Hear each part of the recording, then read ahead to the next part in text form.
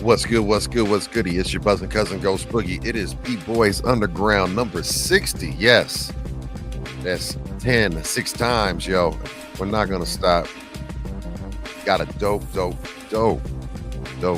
show for you tonight, man. We got the one and only Mr. Watts tuning in, man.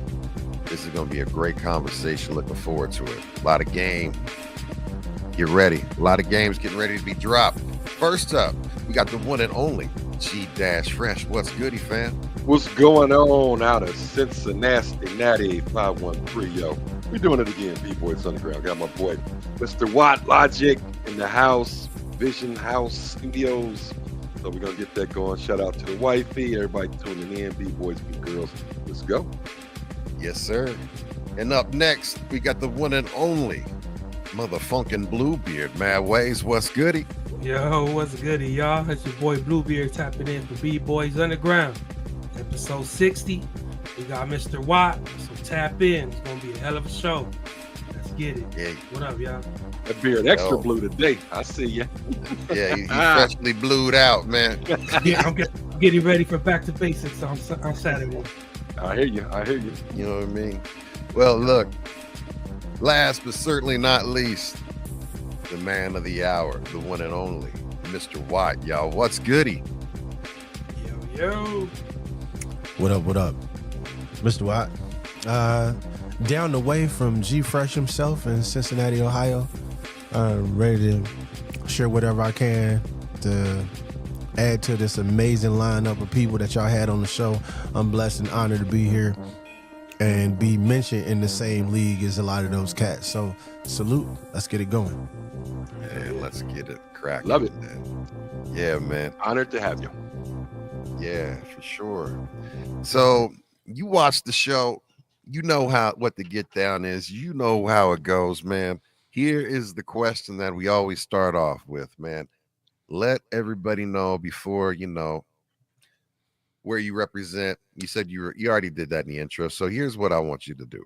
Please tell everyone, what is the first memory that you have associated with hip hop? Like, what is the earliest childhood memory that pops in your head that's associated with hip hop? Had a lot of moments early from enjoying parties and listening to the music. But the one defining moment that I had when I knew I was like in that mode or wave of hip hop is when I got my little $6 and I walked to the little corner store and I bought Tupacalypse Now. I went to the store for the first time with money in my pocket and didn't get candy and snacks.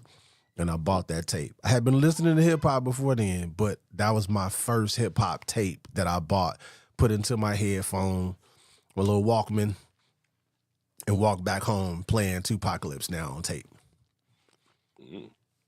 That's dope, man. What's your favorite track off of that album? I mean, at the time, Brenda's Got a Baby. Okay. Because I was actually living through that with a friend of mine. At the time, like in real time, like being that young. And that was like heartfelt. Wasn't mine. And I won't say her real name, but at the time we were friends. I knew she was going through some things. And yeah, that was it. So that was the track. I got you. And then you said at the time, now you look back and reflect on it. I'm assuming it has changed. Yeah, several times over. But for me, my love for music came before I knew hip hop existed. I'm first generation hip hop, but hearing Stevie Wonder Master Blaster for the first time changed the way I viewed the world. Like on a 12-inch record. That's where my music journey started, because I knew I wanted to play music. I knew I wanted to make people feel like Master Blaster made me feel. That was the goal. Was like, I had listened to a lot of music previously before then, right? I'm from Chicago. I was born in the 70s, and my uncles didn't have nothing but records. Mm-hmm. And family had records everywhere, and there was always a record playing. And when it wasn't, Chicago was one of those cities, like you catch the bus and the windows is down in the through the neighborhoods where you going, you're gonna hear all kind of different music as you just riding on the bus. If you're not tuned out from the rest of the world. Again, this was many, many years ago. So that's where my love for music started. And then it led me to, oh my God, this is what I'm seeing. The adaptation. And then, pardon me, I told you I got a cold. So I'm like, I got cough drops. That's why I'm smacking all over the place. We're good, bro. You good, you got to tell chat for chat be like, this nigga got a lisp or something? Like, what's You know going what I'm on? saying? What Like, talking like, right. No, No, you good. I have a You good, cold, Sniffles. so Hey, we all been there. I got bronchitis. It started with music and led me to first generation hip hop. I was a tech head, and by right, we didn't have drum sets.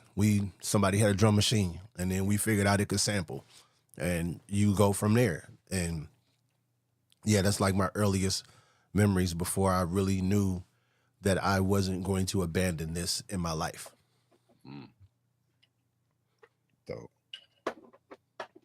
Dope, man. I mean, so what was the thing in the moment, because you're a tech head, and honestly, I think being around records nonstop, growing up listening to music is probably the thing that draws most of us into it, because that was what, as children, caught our attention, right? And we gravitated towards it. And those are great memories, especially with your love for Stevie Wonder. And you mentioned Master Blaster, because favorite album, Stevie Wonder, very first album at 3 years old, Songs in the Key of Life, but I love it. What was the thing in the transition what was the thing that helped or made you or sparked the change to transition from being a listener to a participant? Your typical upbringing, you going to church. My baby gonna sing the solo on this day, right? Or just being up there in a quartet or whatever it was, and somebody nudged you in the way. My earliest memories, I could always remember I turn on a different side of my brain when I step on stage. Like I actually get into character from the introvert that I am. I'm kind of like doing it now. Like I got some advice from one of my mentors a few years ago that was about that. That was like, you need to show that person more to the public in order to be the next level of success that you want to break that glass ceiling of. So it was just that.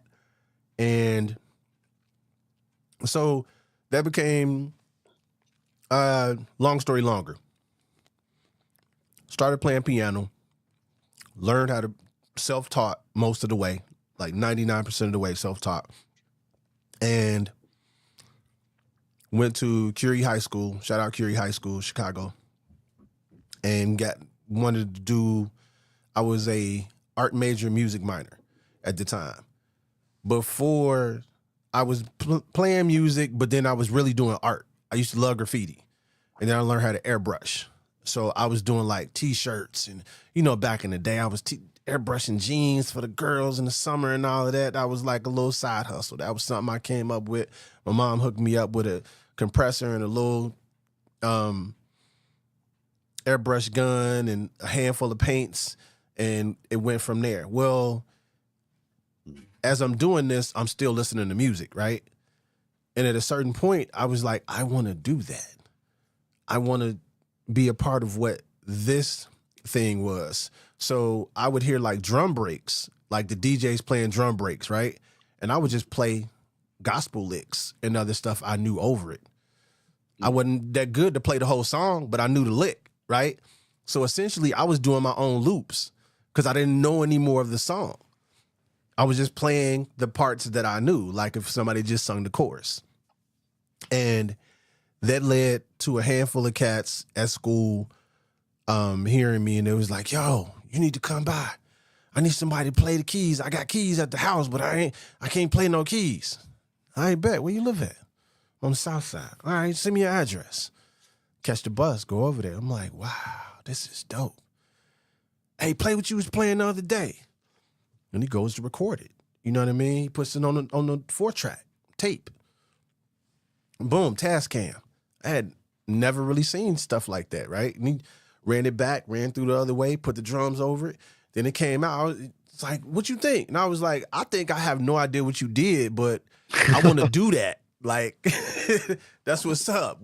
Whatever that was, however you've gotten with that. And then that led me to becoming friends with people. So I became like the musician kid first that knew the hip hop kids. And then instantly I was a hot commodity because anybody that didn't want to use a sample was like, yo, can you learn this? Yeah, I can learn that in a week. And you come back and you play it. It's not like it, but it's close enough. You know, it's like 95, 94, 95. We in high school outside. Yeah. So it's like that. And that's all it was. Then it got from there, started moonlighting in different studios around the city. I was taking little bootlegs. Like, yeah, $20? Yeah, I got you. I'll play some keys on there. Boom, boom. And that progressed into me getting older, still doing that thing. Then when I came here to Cincinnati, that's when I landed the gig at Guitar Center. The first day I actually moved here, I landed the gig at Guitar Center. I was like, I'm about to open my own studio. And before I met anybody, like I was just going to work. And I was like, I'm meeting all the reps. I'm learning who's who. I'm learning what's what. I'm going to all the training things and everything. Like any piece of gear that they had out, from the Triton to the Phantom to the MPCs to ASRs to DJ equipment, I read every manual I could get my hands on. And by me being in the warehouse at Guitar Center, how many manuals you think I got a chance to get my hands on? All of them. All of them. All of them. And I was like, you know, special order things. And I was able to do that because anything at the time, y'all remember these days when something new would come out and you knew it was at the store, but it wasn't a demo out yet. And they say, yo, go get one from the back. And then the homeboy come out with the with the machine you was looking for, and you get to crack the box open. That was me. And I'm like, I'm going to take this manual because y'all not going to need this right now. And I'm going to back. And I'm like, does this deserve my money? Can it help me get where I'm trying to go? Right. Yeah. So, Yeah. and then that turned into long story longer. Like, again, that turned into me being at Guitar Center more, meeting people in the hip hop community. They brought me around more people from the hip hop community in Cincinnati, and boom, it went from there. And then we'll get into the pivot, I guess, a little bit later on. Y'all can re-ask me about the pivot. All right. There you go. That's what he's cast. He's setting, he's chumming the water. He's, you know what I mean? He's setting it up. Man, what is your favorite machine out of all of the ones that you had your hands on and you were able to get your hands on? Well, is there a machine that you wish you could have had, but you don't, or was never able to get? And then what is your overall favorite machine?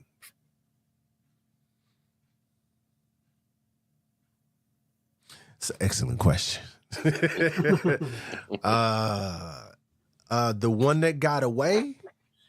Yes, the one that got away. And then, you know, your overall, what's the one? The one that got away, Korg Oasis. Ooh. Very rare one that got away. One I should have got my hands on and never did was a Korg Virus. The red one. The one that Lil Jon used. Okay. Yeah.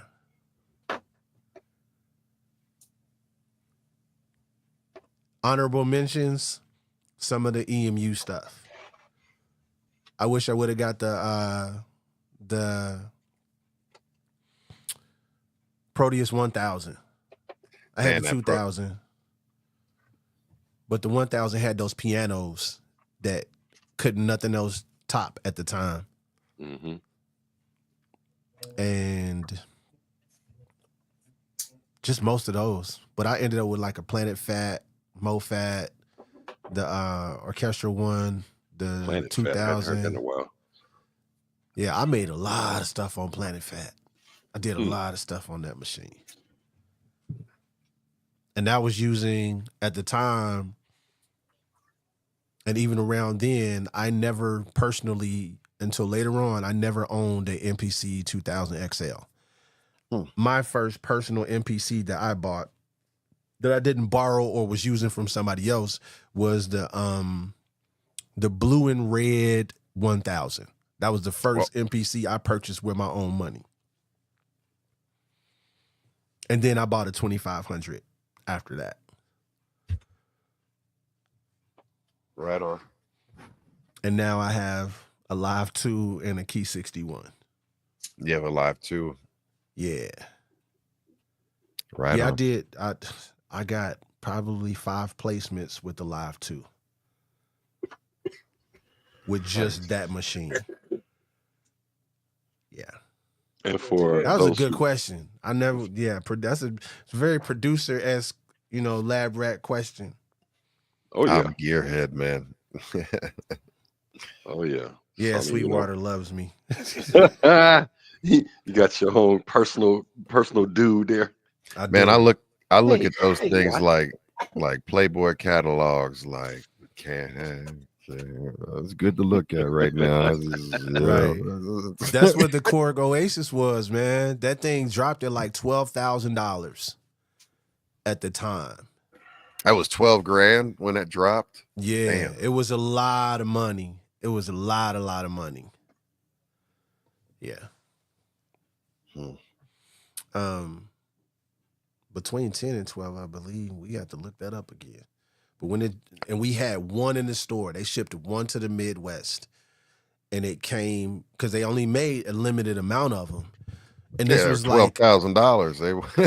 They weren't going it to be was like dude, it was, imagine if you put a motif like the X8, the full size motif, and you stuck like a Triton rack behind it. That's how much, like, it was like a table countertop. Because they just thought that laying everything down was going to be the move. However, I wonder if they did that for heat. Heat. I think they did too, because it had massive fans on the outside in the back, and they both blew out like their own different directions. And the one thing they did not account for was the weight. Oh yes. And was it as heavy as a Fender Rhodes though? It had, no, the Rhodes is actually lighter. It feels, I got a 73 upstairs. Hold on, this was heavier than a Fender Rhodes? This was heavy. I'm talking about just the top, not the whole cab. Just like if you took the top off, all right, it was heavier than that. I kid you not. But that's still heavy. That's still heavy. It's a 2-person. So the Oasis at the time needed its own stand that they had to come and put together. So it would take extra weight from people abusing it as a demo that was there. But this was like, they moved out all the you go into the stores and they have the monitor stations where they have all the monitors set up and you can pick between them. They had to move all of those to get this ginormous, and we no longer need it anymore. But at the time, it was like cutting edge sound.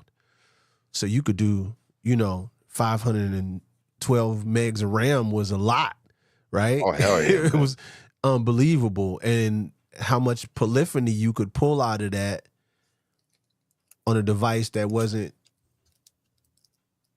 it was like the big brother next level to what the Triton EX was.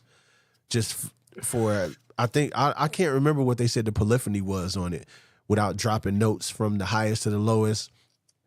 And inharmonics wouldn't cancel each other out or anything like that. Like, I was just bugging being able to play it every day for a while till they came and got it. Yeah. Have you ever been out to the NAM show out here in Anaheim? I have not. I have not been to NAM. That shit is something for them tech heads that y'all talking about. That is the place to be. That's where I hope to be able to go to. I look at that. I've like only been out there. Ticket. I've been once. I went this year. My bro Psycho Les, shout out to him, took me with him, and Johnny from West Coast Creations as well. And oh, that's what's up. That's definitely the place to be. That's probably the only time you could spend a weekend doing something that's more expensive than the Super Bowl. Because when I saw the hotel prices for NAM weekend out there, I was like, I should just buy a house. Oh, wow. I mean, if I was staying, it was like $600 a night. It is, but what you could do is just stay in LA. It's an hour drive from LA to over there. You know what I'm saying? I live in LA, so I drove up there anyways. It's about an hour drive. When you come stay in LA, you know, find some shit for like 100 and something. Right. Out the way from there. Yeah, because they're definitely hiking up the prices because of NAM. It's just like going to Vegas during the convention. You know what I'm saying? Yeah. The rooms are for sure 5 times the price, you know, on a regular day. You know, us Midwesterners, you gotta prepare us for some of those prices, man. The shock value on the sticker shock on some of that stuff is like, Lord.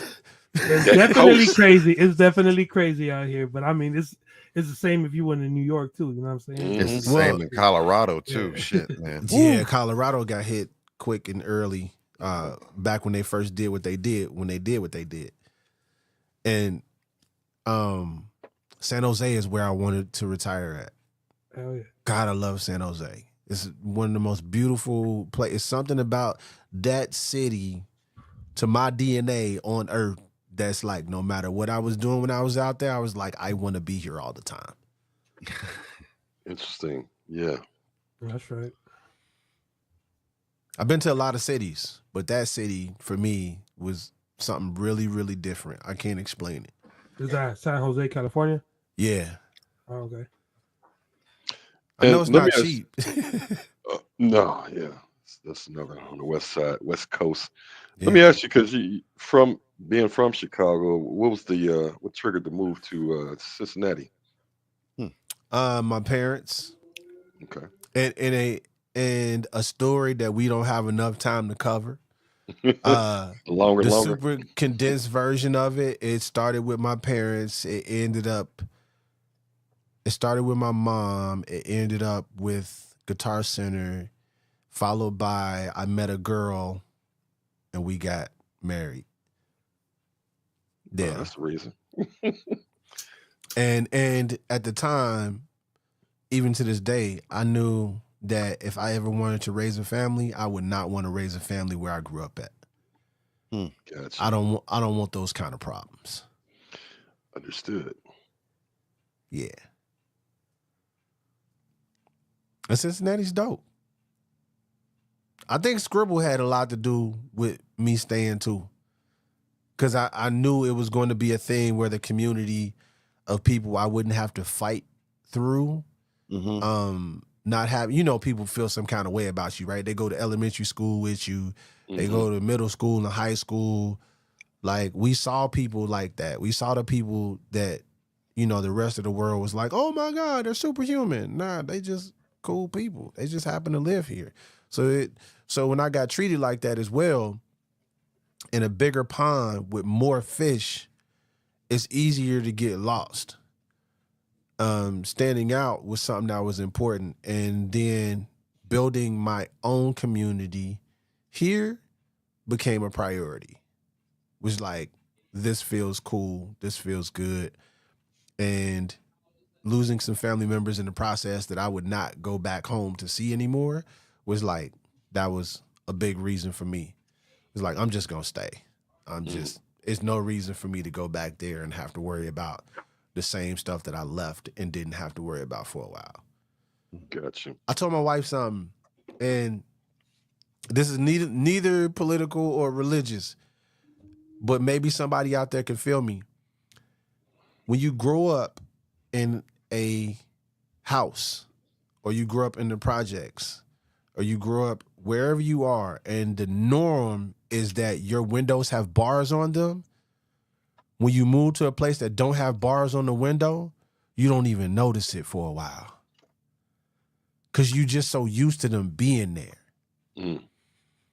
And when you finally go to raise the window up one day in the middle of, I don't know, May or something, when you want to feel the breeze from outside, and you realize that you could crawl through your window, you like, I'm doing all right.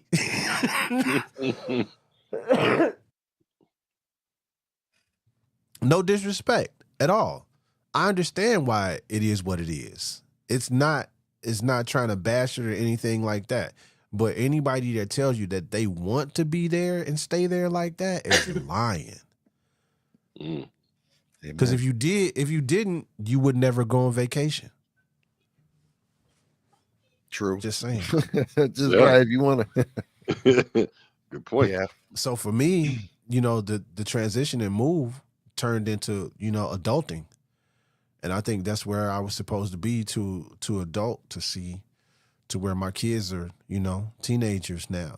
And I haven't had to have those same worries as I did on the West Side. Knock on wood. Yeah, man. Yeah. When you think back at it, it's something else. Like in the moment, you don't think anything of it. It's just you're doing what you do. But when you think back at it and you like, my life has changed, for the better, at least at this point in time. We all gonna have ups and downs. We all gonna have rocky roads. I'm not gonna tell y'all the type of 2024 I had. I'm saluting to be here right now. Being able to give free game if need be. Rather than just talking about me, I wanna do my part in giving back. And it don't matter what age you are. Chat. I know y'all out there. I know y'all be in the chat. I be in the chat. I be watching with y'all, so I know y'all out there. I'm gonna tell you this. Don't never think you're too old to learn something, because the world evolves every 24 hours. It's tomorrow somewhere else right now. It's tomorrow. I know, let me see. It's 9:30. I know this because of something I did. In Australia right now, they're about to eat lunch. Mm-hmm. They're like Australia and New Zealand, like from where I'm at, I know for a fact, 'cause I used to work for a startup in New Zealand. Like it was tomorrow, 6 hours behind us. Like it was. That's crazy. It's tomorrow, but they're 6 hours behind us. Behind the time we are right now. Correct. And so never think just because, we all got gray beards in here, we can't learn. So for all y'all 25-year-olds that think you understand the algorithm, we know what color it really is. Right. Oh, if you grow it like that, that's amazing. However, that's a blessing. Right. Without getting into it, I'm just saying, respect life, respect the universe, give your energy back, be willing to receive some, the right kind, not all of it, not all of it's for you. Facts. And thank y'all for for allowing me to be able to do that on your platform. I enjoy y'all platform. I'm gonna stay watching. Y'all gonna catch me in the chat, whether I'm here or not. Yeah, I seen you peeping in here and there. We appreciate that. And well spoke, Will. Wise words. I mean, you've always been a down to earth guy and dope producer. Still remember that one track when you gave me that one of the early beat CDs when I was compiling different producers. I had one of you. I can't remember the song. It was one of my feel good songs. I would play. I had one of mine. I had one from another producer. One of yours. Like if you weren't in a good mood, you throw that track on and give me a pick me up. Oh, and by the way, Pete said, did you send him a beat repeat? Said it was a snippet. He said he was asking, can you resend that? So if you get a chance, if you know what he's talking about. I know what he's talking about. He should have had a 3-minute track on there. Ooh, Pete. Nah, shout out to Pete. I'll send it again, but I'll send it a different way just in case, because we was probably using Google Drive at the time. Okay. And Google Drive. But I still had I got the beat on my phone. I actually listened to it because I was like, that did turn out good. It was Okay. dope. Salute to you, Mike. Yeah, Yes, sir. And everybody in the chat, thank y'all for tuning in, checking in, rocking with us like you always do. Shout out to Big General ups. Zod. Used to be my head of Didn't You Hear Promotions, Dub Promotions. yep. I remember the B-boy. He's a true B-boy. Or B-man now. Yes, man. sir. Big shout out to everybody that's in the chat right now, rocking with us live, and then also on the replay. We do this live every single Wednesday night, starting at 9 p.m. Eastern, 8 p.m. Central, 7 p.m. Mountain, 6 p.m. Pacific, and everywhere else in all of the different area codes, time zones, zip codes, continents, countries, galaxies, all of that stuff, man.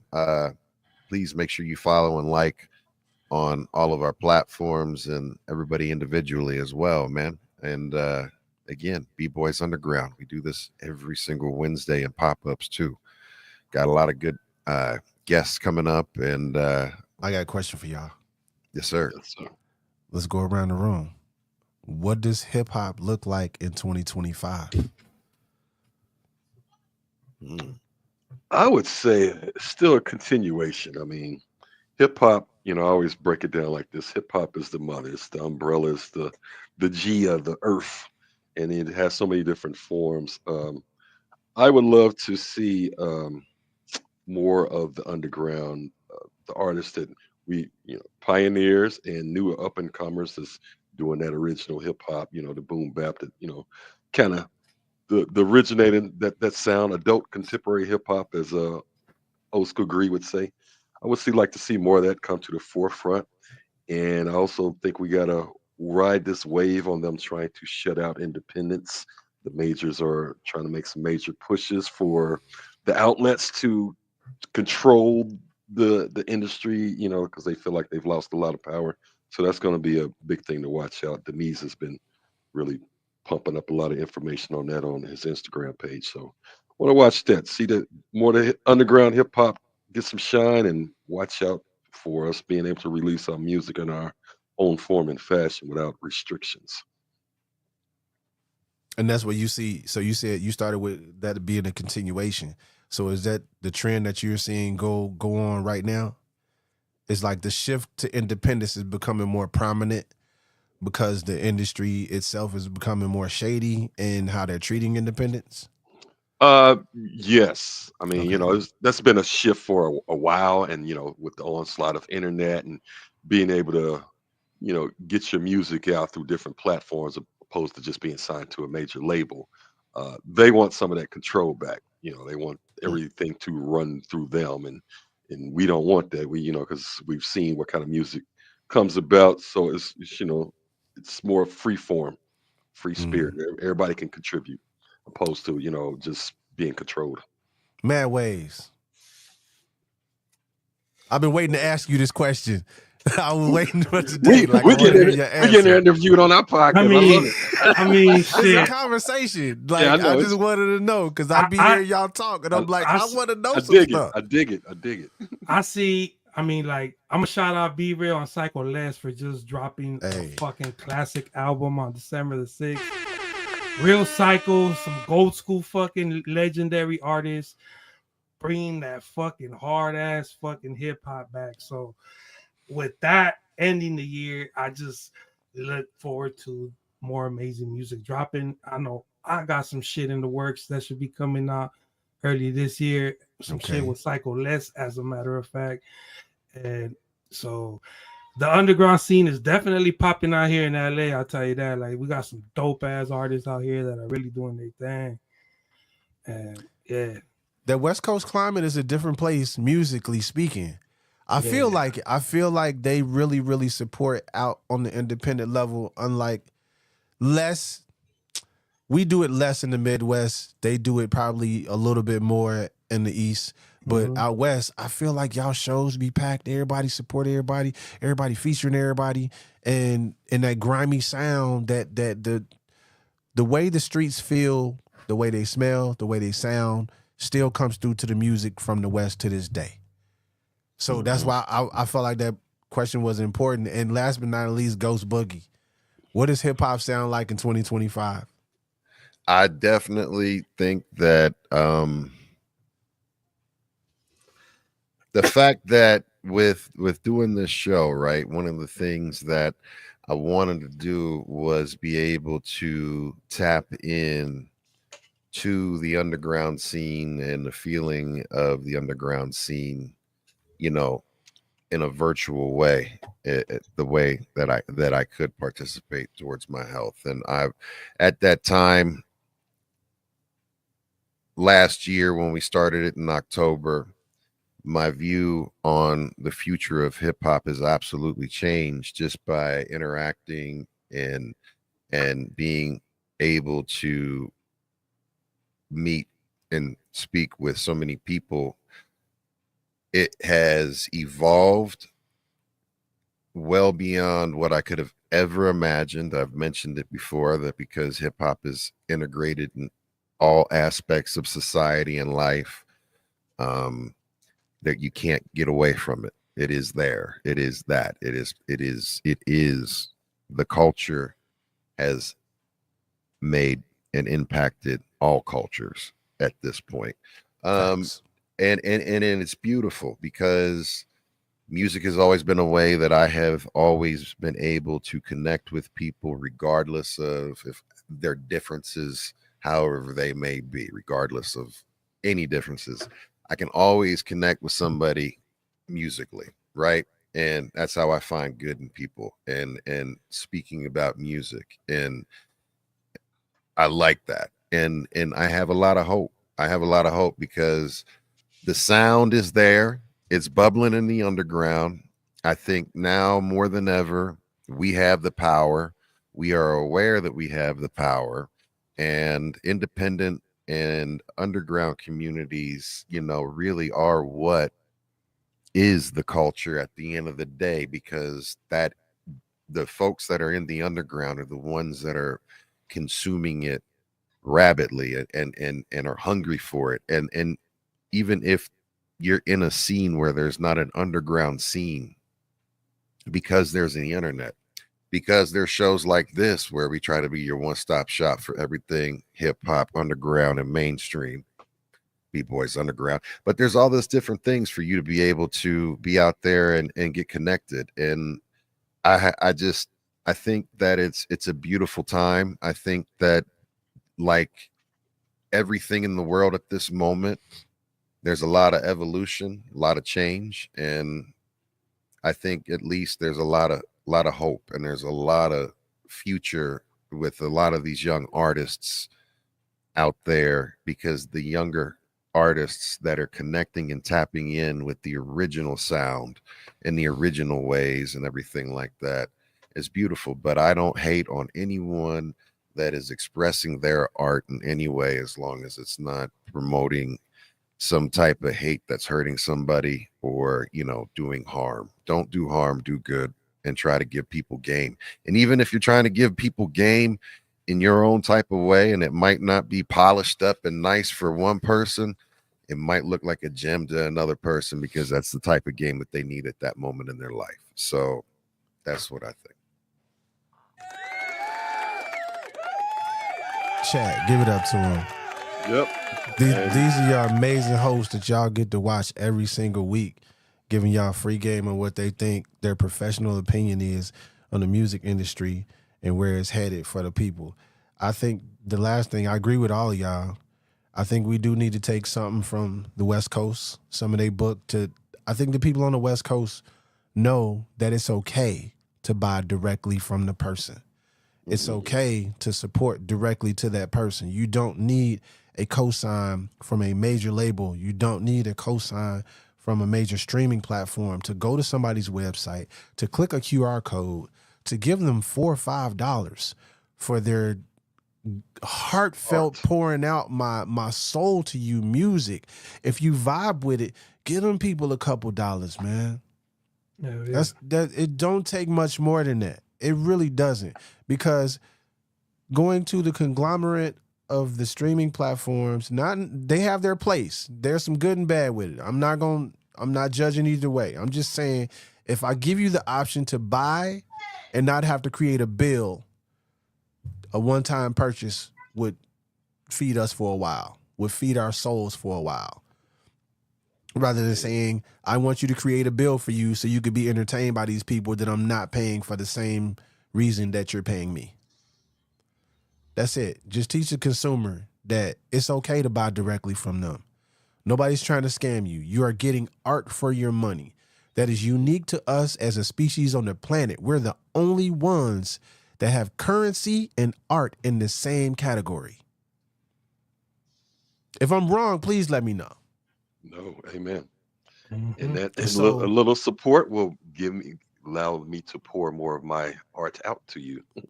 Yeah, For real. absolutely. Beats the We beats. can make art faster. I don't need a day job to help you escape from your day job. Even though I love my day job, though, I teach music for a living Yeah. now, and I get to write music when I come home. Tell As us, far as tell us a little bit about that, because that would be interesting for our listeners.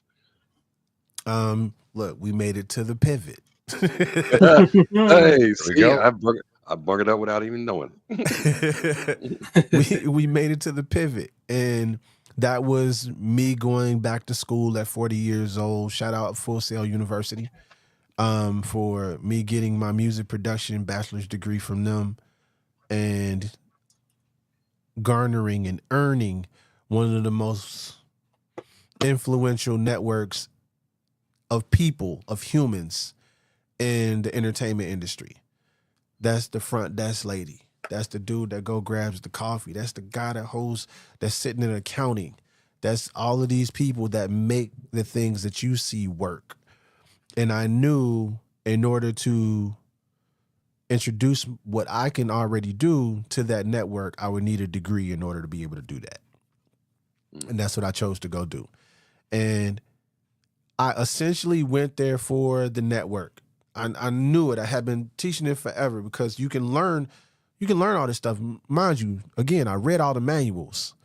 I can walk up to just about any mixer in any church in this area and wire that mixer for that room and run a Sunday service. Just because I'm just a tech head. I'm just, you know what I mean? Like I'm a lab rat. So that led me to where I knew I needed that network. Then I found out that I fell in love with scoring. I stopped doing stuff with artists. I knew I wanted to make songs for video games. I knew I wanted to make songs that would help me maintain my creative integrity as well as ownership of the things that I did. Even partial ownership is more than somebody else owning 100% of it. You know what I mean? Mhm. So it's like compromise in a relationship. Either you're going to be single or you're going to compromise. Compromise is sharing your bed. Something as simple as that, right? Like I compromise with you by not you sleeping in another room in the bed that I bought. I knew I needed all of those things, and I had to reverse engineer how to get to that place. And that's where I had to start. I had to go back to school at 40. Graduated at 42, valedictorian, top of my class. Killed all these Hell yeah. young Shout bucks out. out here that didn't have the experience. Thank Shout you. out. That was the most grueling 2 years. Now I was working full time at Mercy. Well, the first year I was still at UC. The second year I was at Mercy. I was working in the emergency room and the laboratory. I was doing that full time, being a full-time dad, being a full-time husband, homeowner. I was hustling on the side, driving Lyft at night, and I was studying the rest of the time. I didn't have time to do nothing else. That's And I a was full like, fucking plate. if Boy, I said, if I can murk this in 2 years, I actually graduated. I took the fast track during the last portion of school because my GPA was so high that I graduated 5 months early. Nice. I doubled up my class load and then got done quicker. But I knew that if I can lock this down for 2 years, I could spend the next 20 doing what I wanted. I just had to have the discipline to lock in my schedule every single day. Outside of like kids and wife, they were the only variables. So if my son got sick or my daughter got sick and I had to alter my day to take care of them, I had to do that. Other than that, everything else was like clockwork.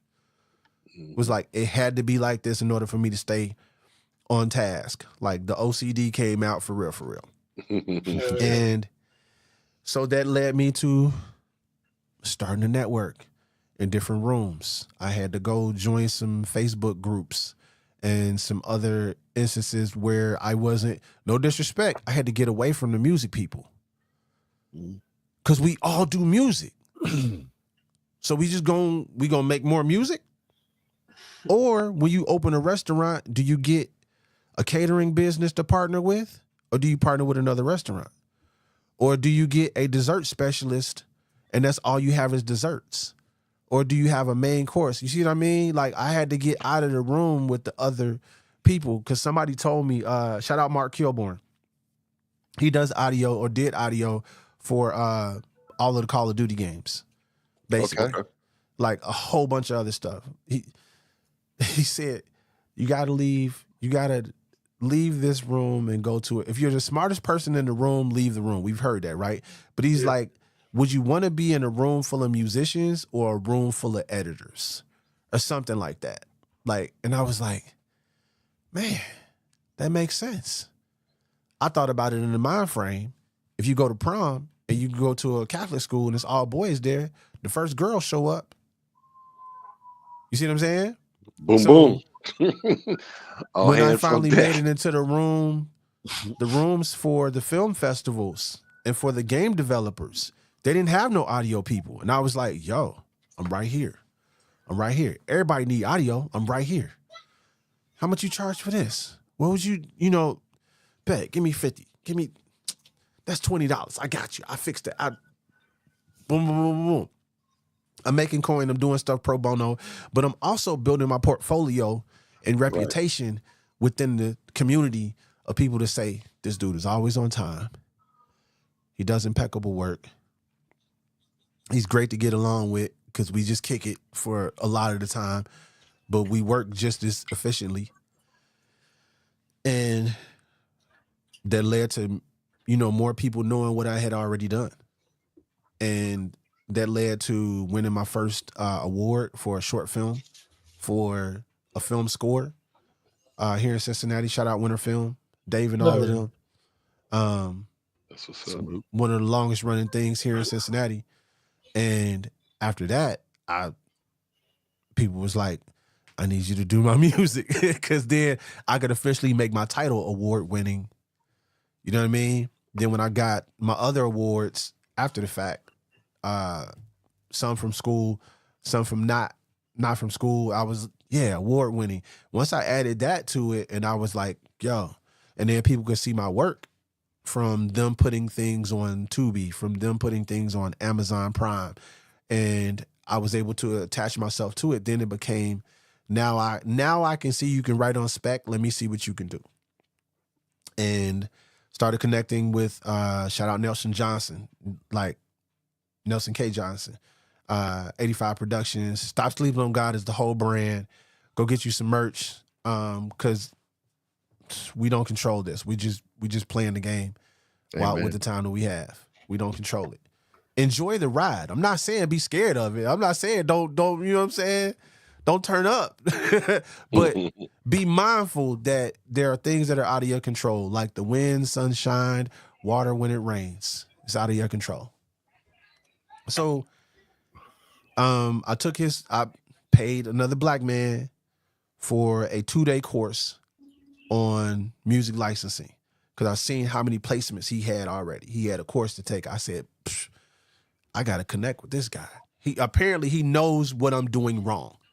And how can I get to where I'm learning what I'm doing wrong? Mm-hmm. And that's where that part started. And he gave me game from his direction, from his side. I gave him game from mine. We became friends. I went to see him on vacation after the fact. Like, he called me up out of the blue before. Hey, man, I know some. Can you do this for me real quick? Then it led me back to those days when I was back in the studios in Chicago doing stuff for people. Yeah, I got you. No problem. Here you go. And I'm to him. And then when that started turning into something different, because we had a relationship. Again, this industry is relationship, heavy. Mm-hmm. It's like this work. Raise your hand if you think it takes 4 minutes to make a 4-minute song.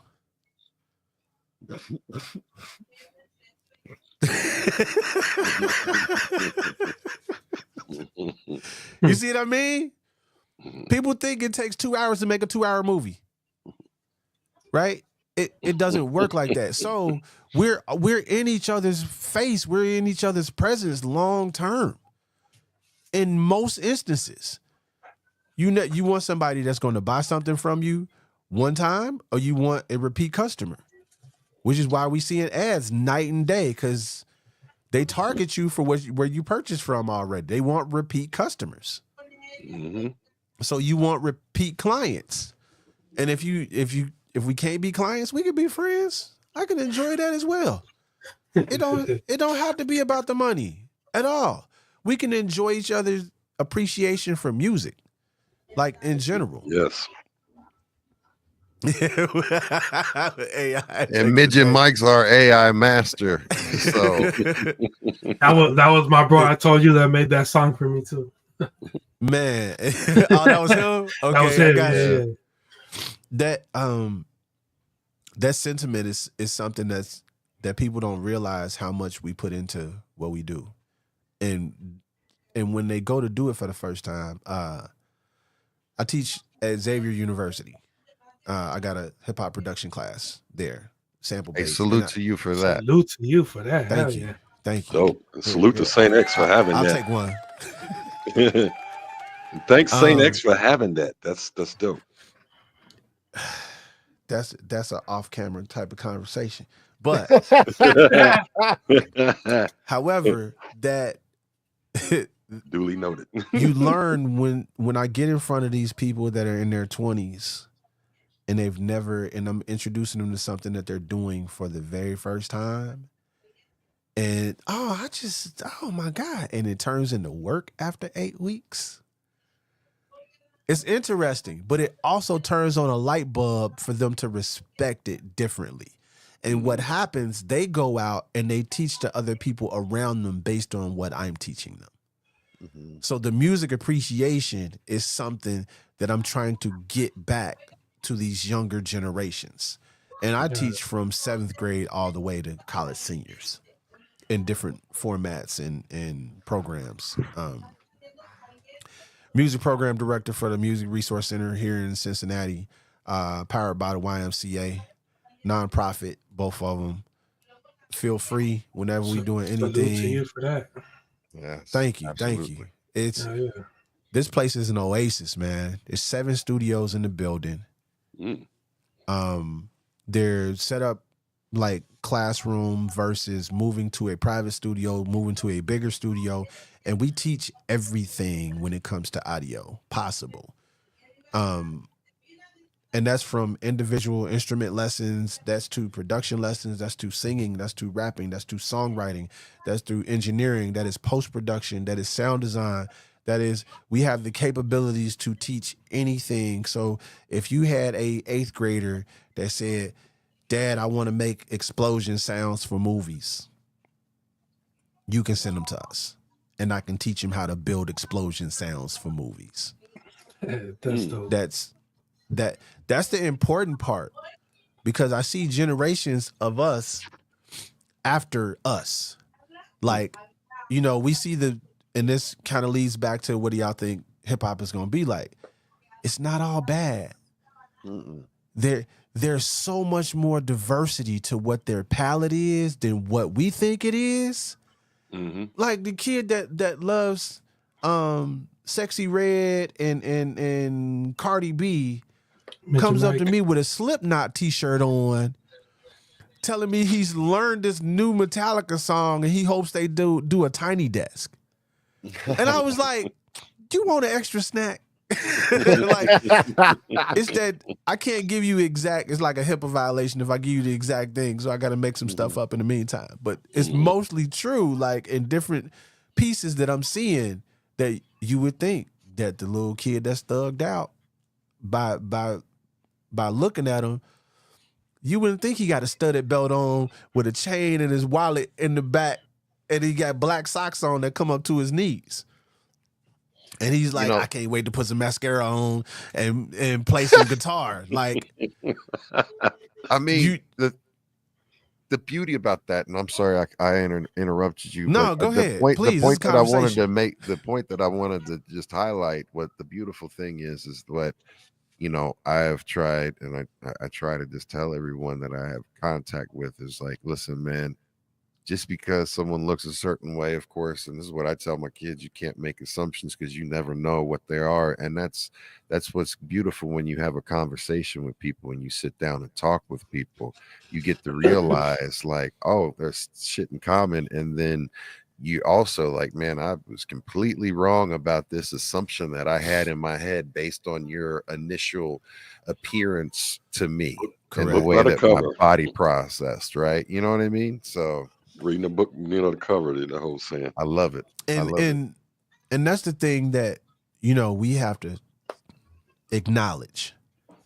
It's like the stuff that the media is pushing, we see it because we see them pushing, young Boogie. We see them pushing it, but it's from the independent standpoint, from the people's standpoint, it doesn't necessarily look so bleak to them. It just looks different to them. And I want to pull more of them because typically those kids turn out to be very intelligent. They turn out to be critical thinkers. And those are the ones that we need as leaders for those next generations. So the ones that are our followers by nature, they don't go following what we know they are. Some of them are following. You know what I mean? Mm-hmm. You seek out the leaders in your group. Don't reach up. Make some lateral movement. Lateral movement is great because as you age, you're going to naturally become a senior and then a graduate and so forth. You know what I mean? There is no plateau when you want to live in self-growth and you surround your people that have potential to grow if they're not growing on their own, because that's a very independent thing. My growth is not contingent on you growing or not.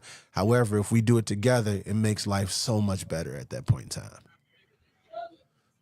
If that makes sense. I could be talking in circles. No, very much No. so. Very much so. Very, very poignant and deep.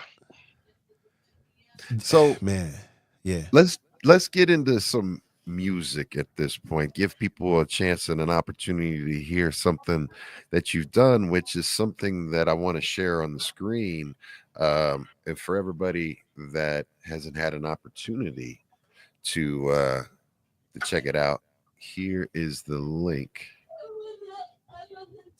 I think Gila And Rain posted that. Thank you, Gila. Yes, she did. Thank you, Gila, for posting that. And thank you for helping with Monica. That's my super dope moderator right there, Miss Gila Rain. Thank you, Gila. And this is your site. Yeah, that's the bottom. Yeah, I'm sorry, man. Dang. No, you good. All right. All right, there we go. Look at that. So first thing that pops up, the thrill of the fight.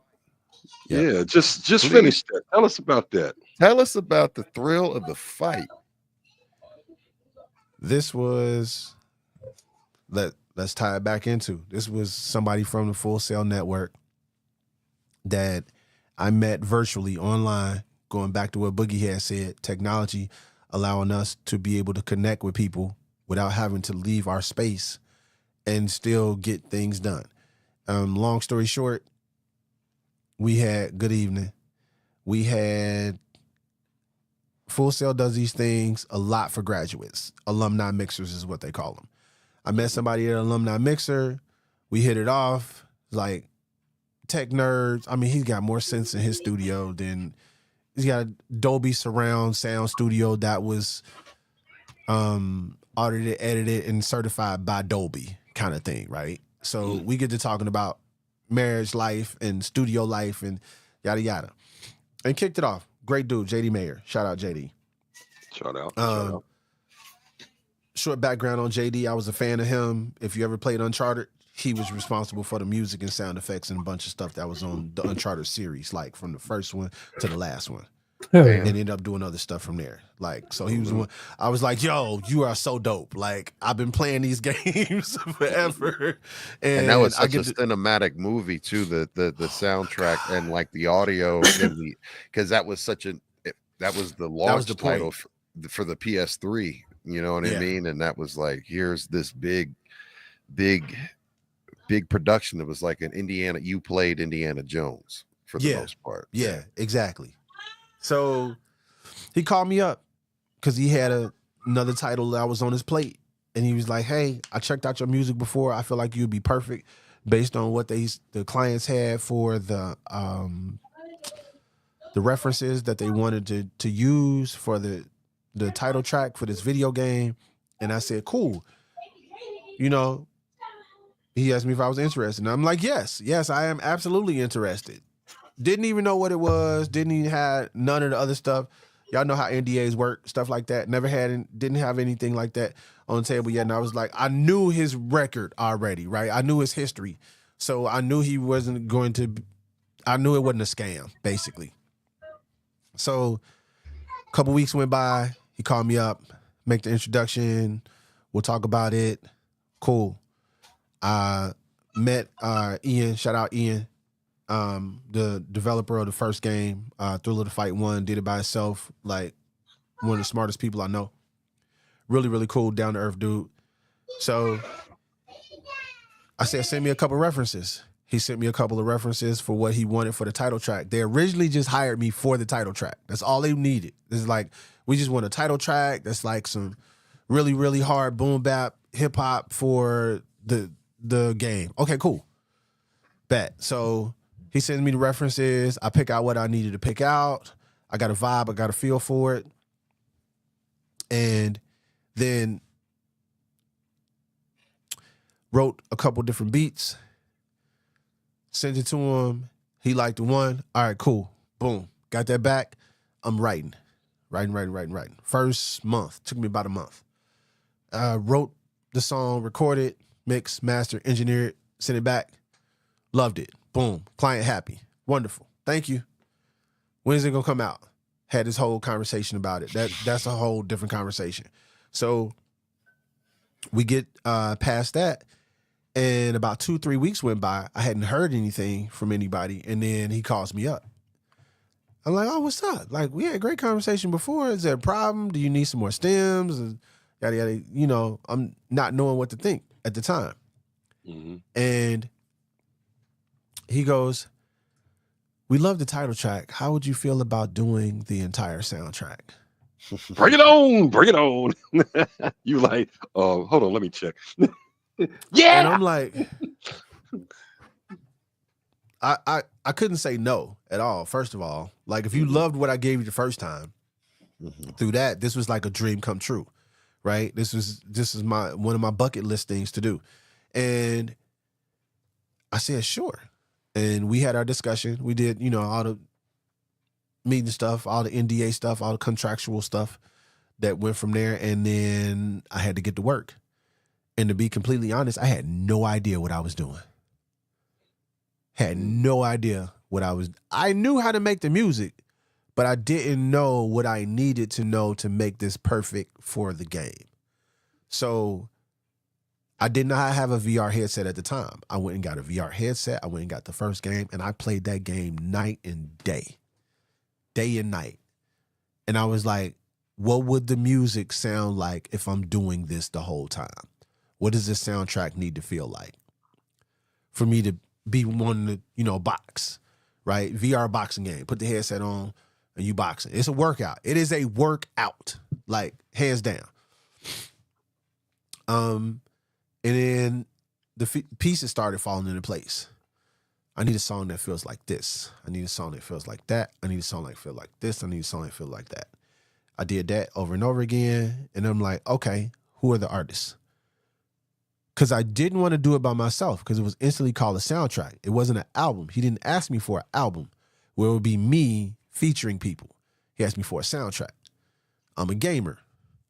I got hundreds of hours in GTA. Way too many hours in GTA, Probably months and months and months and months worth of hours and years worth of hours. Man. Anyway, way too much GTA. It's one of my favorite games. I got stuff. I got daily missions to do in GTA. It's bad. So I started letting my friends know I know some really dope people, but the ones that I do know that need to match this beat, or I need to write a beat for them with this topic. That's what I did. And the whole time I was thinking, this needs to be my Dr. Dre Chronic 2001. I need to bring out the very best in everything that I can do and bring out the best in what I think they can do in this capacity. And that's where we went. And Yeah, I seen that track listing. So we had one of our former guests, Jay Wiz. I seen up and coming CJ. Shout out to CJ the Cynic. AC Yes. the Entity, my brother. Yeah, Yeah. so I saw some good names on there. yeah, I got a mixture. So I got Cincinnati and I got Full Sail on the album. So between, people I had, again, we going back to, people I built relationships with. Hmm. I know some, and even if I didn't call you for this project, it wasn't because you're not dope. It's because I needed a specific thing for a specific reason for it to work. And these were the people that came to mind for these specific songs. Salute, man. So can you give us and give the people a sampling or give us a song from it for us to be able to listen to? Yeah. What we open them with? We're going to do the title track because that's the safest one. It's the All one right. that started everything. Like, without the title track, there would be no other tracks. So tell us. I always like to ask, like, when you the question I'm going to ask because you listen to the show, watch the show, but tell me, what was when you made this, you kind of gave some allusion to it before, but what was the headspace when you made this particular track? What was the headspace, or what was the intent? One of my uncles, my mother's older brother, had been boxing most of his life, had been semi-pro. My cousins had been, so we had been, and I'm from Chicago, so I could throw them hands a little bit. Not like I used to, right? Like I'm an old man now. I don't do that no more. But that was one of the things that we would normally train doing. And randomly, you'd be at a barbecue with a plate in your hand, and somebody walk up to you, bop, bop, bop, bop, because they know you holding the plate and you can't do nothing, right? That's fucked up. So I had to take myself for the song. I wanted everybody that was loading into the game that had been waiting on the game. It's been like 8 years in between the first one and the second one. So it's like The Incredibles. Like people had been hearing about it, but it had been a long time coming. So I knew it was people anticipating it. So I wanted to make something that was in light of them anticipating it's coming out and now you're playing the game.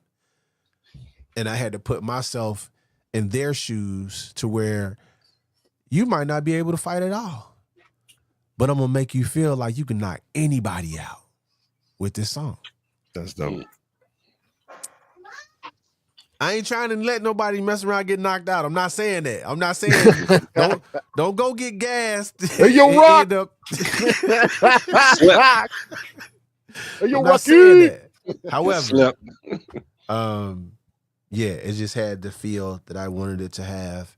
And that's a whole nother thing because my computer died right after I submitted the song. Whole nother.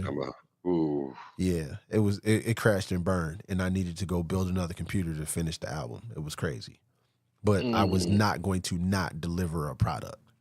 I hear that. Rebuke. Sorry, all that. Ian. I know you didn't know that. If you watch this show, Ian, I know you didn't know that, but that's what happened. And yeah, I've never told that story. Probably Like, get more props because publicly. you came through in spite of.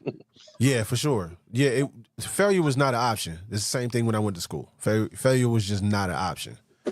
If I wasn't dead, I was gonna make it. So, you know. Hell yeah. All right, let me see how this sound. If y'all want me, you want me to press play? Yeah, Title man, track. let's hit it. Let's All right, run cool. it.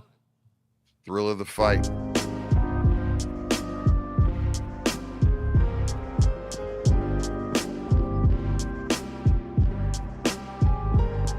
Now in hindsight, I never came for the limelight. I shine bright when I train through the night. You can feel the passion on the page when I write. Then keep the rubber to the road when I'm back on the bike. Weave, double jab, step, throw a hook from the right. And got a mean uppercut that'll change your underbite. Shout out to PE, but you better believe the hype. Shove your chip on my shoulder with veteran battle stripes. Progressing through the sweat, you can check my genotype. Now how bad do you want it? No need to moan and gripe. You been waiting for this moment for pretty much all your life. For the people in the back, I rewind to say it twice. It's the thrill of the fight. It's the thrill of the fight. Yo, they ask me why we do it. It's just the thrill of the fight. Stay true and committed to it. Just the thrill of the fight. Round for round, pound for pound. It's just the thrill of the fight. It's the thrill of the fight. It's the thrill of the fight. And they ask me why we do it. It's just the thrill of the fight. Stay down and committed to it. Just the thrill of the fight. Round for round, pound for pound. It's the thrill of the fight. And yo, purposely we work to be past what they can see. Leave your mind occupied with limited vacancy. Keep your eyes on the prize, no pause in the destiny. With a side of hard work, smell success in the breeze. You decide to order hands and I'ma ship it for free. I got a spicy 3-piece that'll buckle your knees. Rope a dope to the floor like you're looking for keys. Understand the application of the bob and the weave. Affirmations on the wall, train, trust and believe. Stay sharpening my steel, whetstones on my team. So ferocious on the bag that we loosen the seams. Yo, go ahead and ring the bell to my opponent's sweet dreams. It's the thrill of the fight. It's the thrill of the fight. Yo, they ask me why we do it. It's just the thrill of the fight. Stay true and committed to it. Just the thrill of the fight. Round for round, pound for pound. It's just the thrill of the fight. It's the thrill of the fight. It's the thrill of the fight.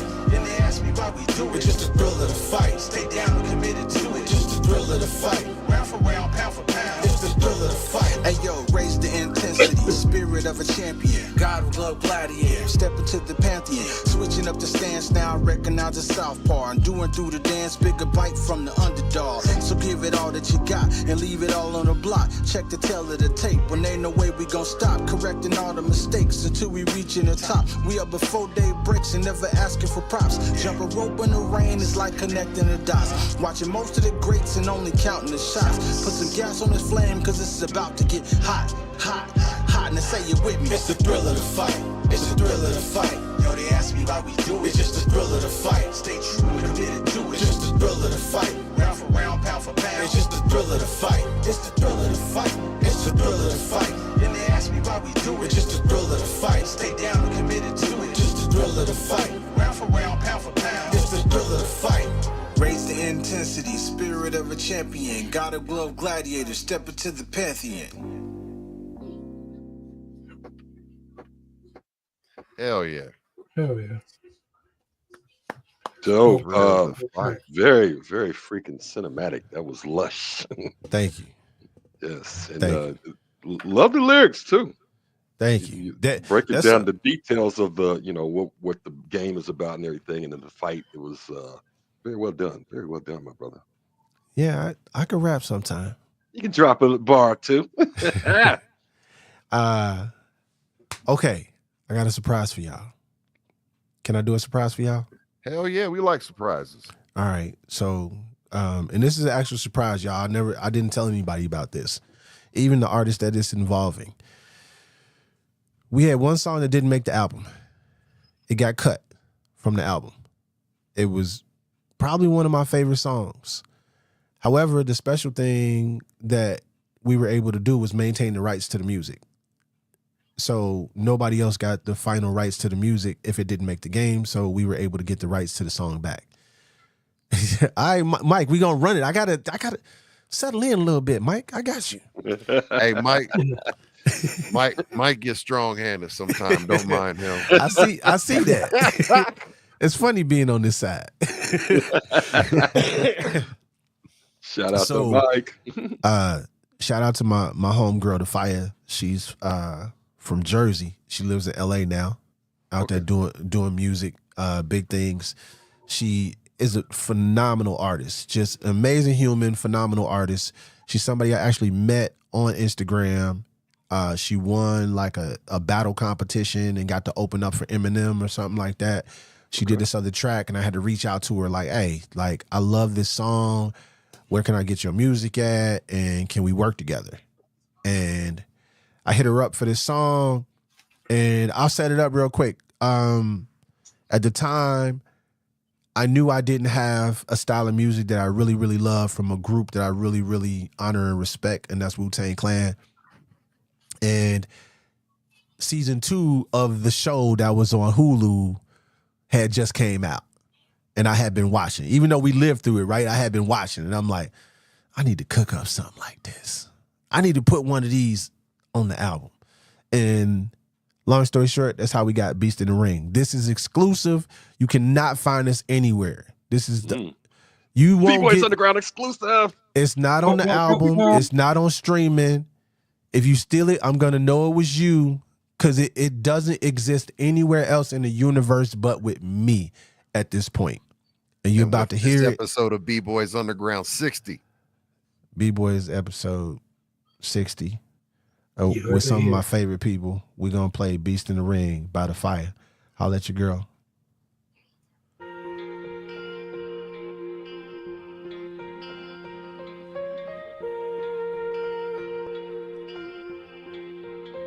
Yeah, I'm in the back just wrapping my hands up.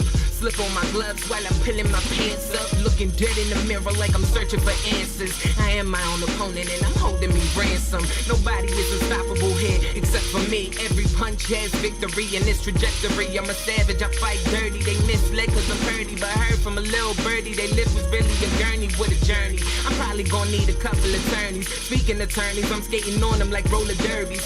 Practicing the sermon, avoiding what don't concern me. They talking, I alarm them, but I don't even be early. I don't get it and I never will. Don't like losing, but they better deal. Get your boots strapped, cause this ain't a drill.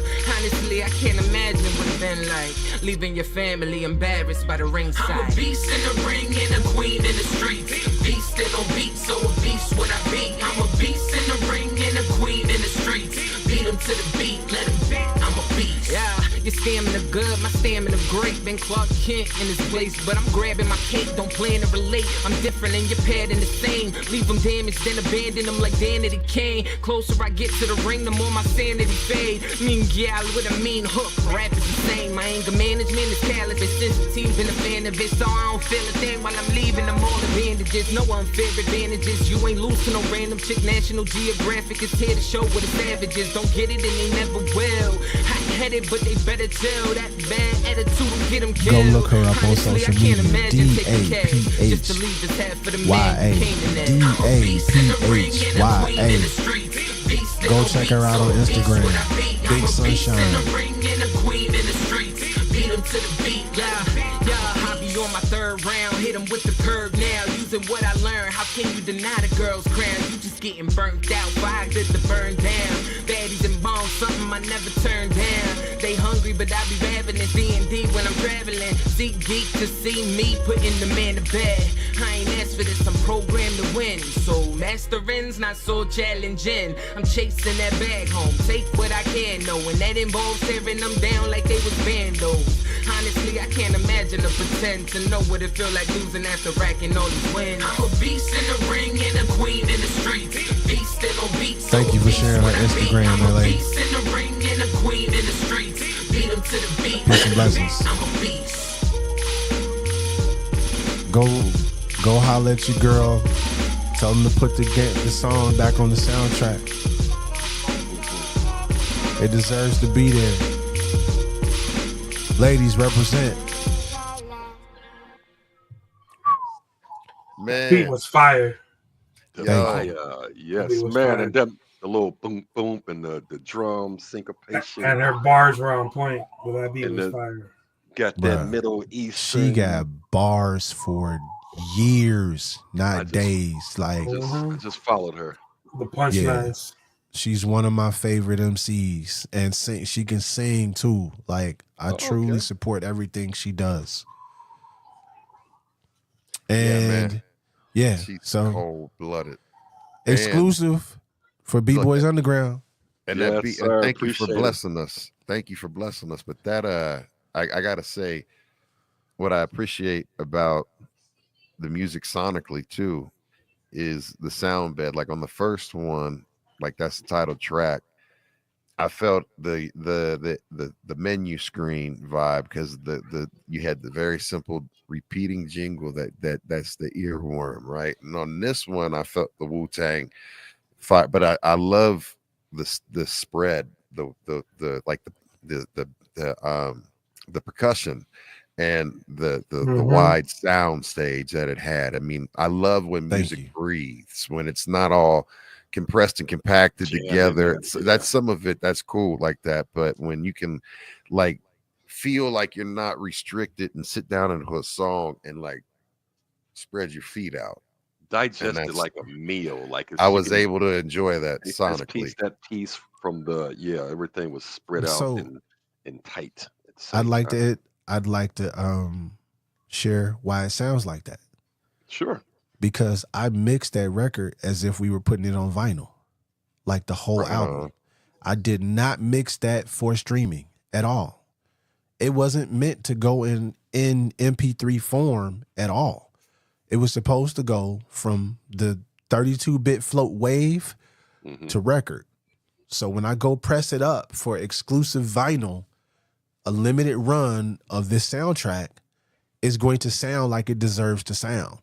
We missed that. And I purposely did. I took a chance fighting what the system is already saying. You got to be at 14 lufs. You got to be 0.01. Then here's your threshold for wideness. You can't put things spatially in crazy places. Hmm. I said, why not? It's art. Yeah. It's art. So let me express myself. Express yourself. and I love that feel from the music that we had then. Y'all know what it's like to go get a vinyl and have it a little bit too loud, but don't turn it down after the needle drop. And you leave it, it's a little bit loud for your taste, for what you normally listen to. But I wanted it to feel like that for those that could capture that feeling. This album is not for everybody. But for the people that it is for, is really specifically for you. It's for the gamers, and it's from the people that love real hip hop. For like traditional, I'm gonna say traditional, because I'm not gonna disrespect these young people and what they feel is real hip hop. I'm gonna let them do that. I'm gonna say traditional or classic hip hop is what you're gonna get when you press play on this album. Everything from start to finish is going to feel like a different thing, and I wanted it to do that. One of my favorite soundtracks, I think I told Fresh this before. We had been talking about this. We used to talk about movie soundtracks. And I said that to this day, I still have yet to find an album that would top New Jersey Drive as far as a movie soundtrack for me.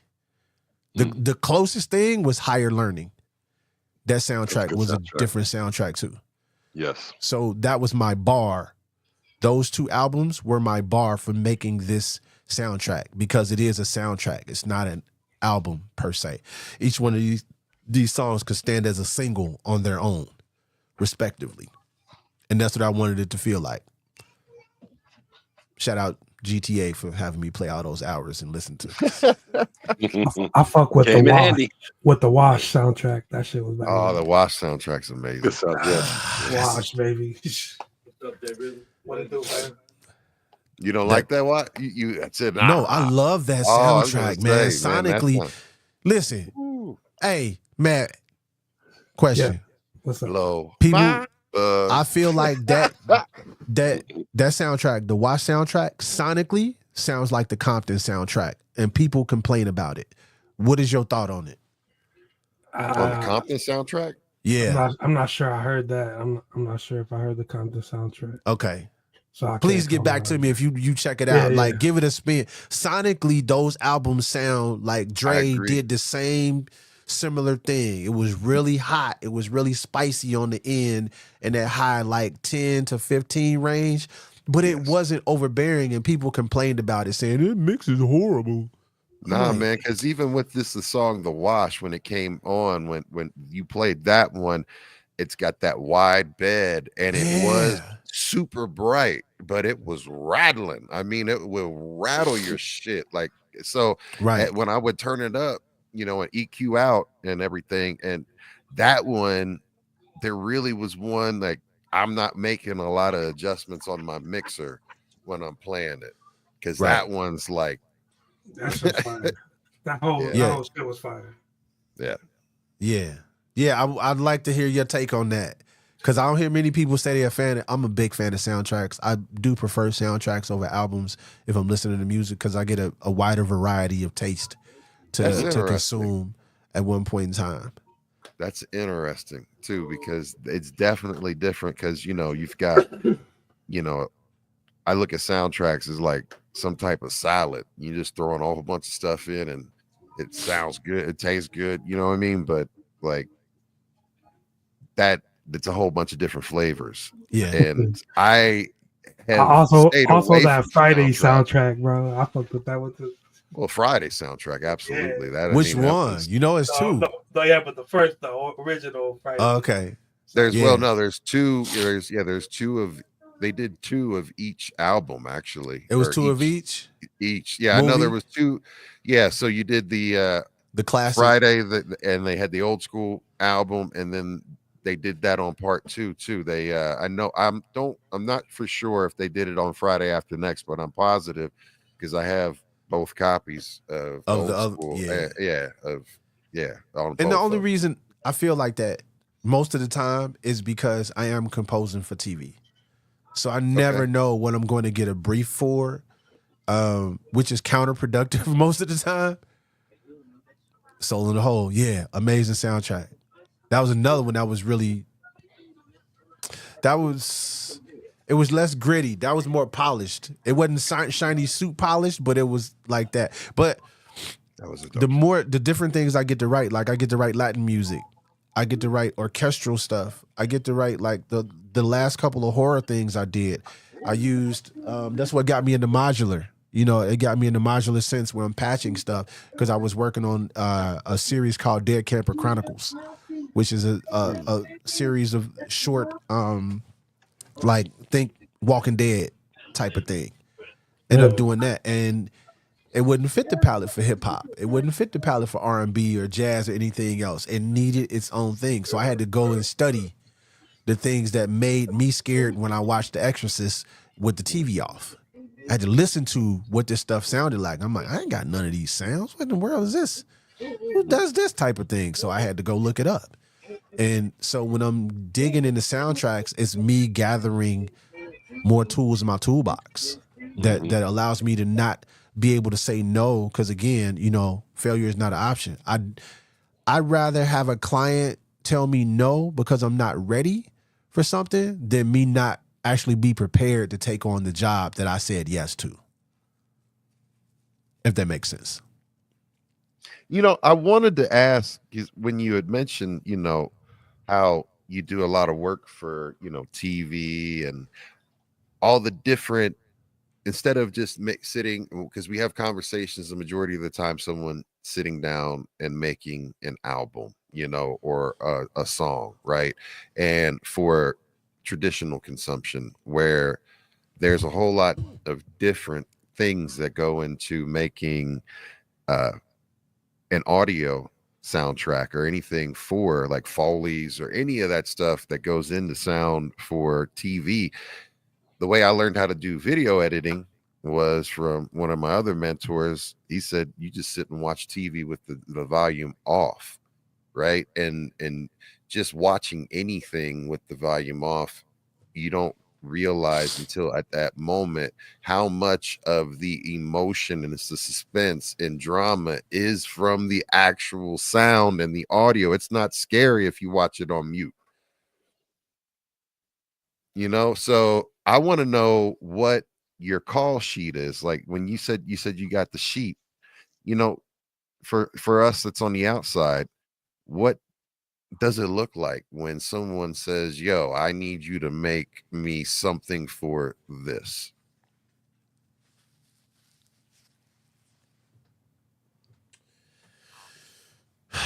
What does it look like? Like, what are the notes that you get? You know what I mean? Like how? Like Oh if man, you don't yeah. know. You never know until you get it. It's always different until you get to working with some. So I have somebody that I work with, another West Coast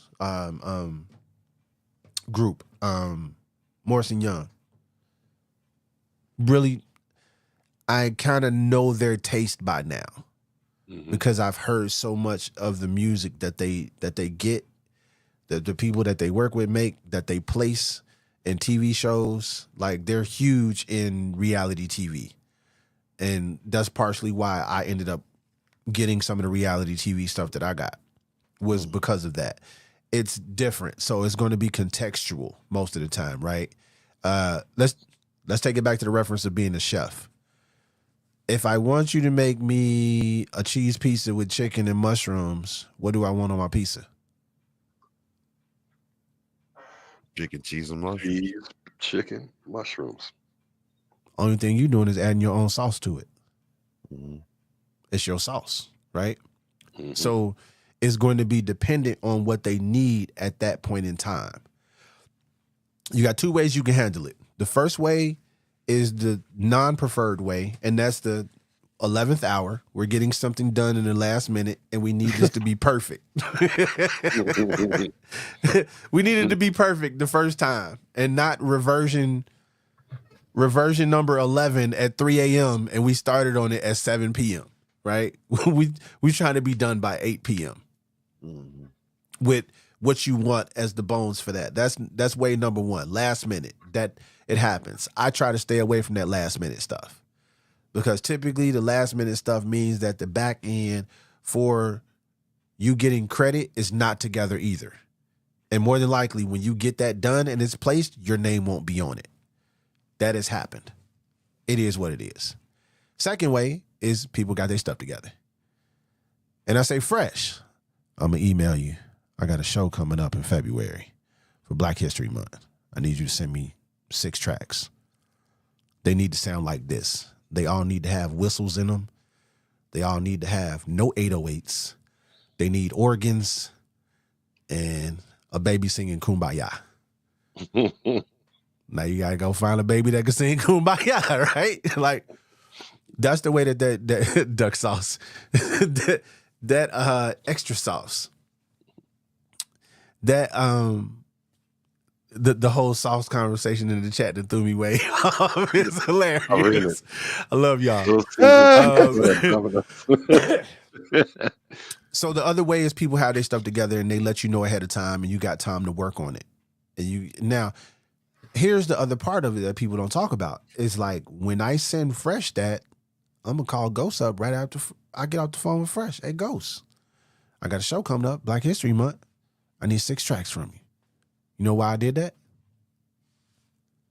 Different sauce. Nope. What month are we in right now? Oh, well, yeah, we are in December. We're in December. I got till February. I need 12 tracks. Yeah. Neither one of y'all gonna do 12 tracks in that amount of time. But both of y'all can work at the same time and do 6. Right. True. It's the business aspect of how we maneuver with that. And people get offended by it, like, oh, they didn't get me for everything, or they didn't ask me for. No, they need what they need, and it's almost on a need to know basis. What do they call it in the military? Like, level of clearance or whatever it is that you got to have. Like, right. Yeah, it's classified. Because if I tell you I need 12, but I ask you for 6, you gonna give me your best 6? Nah.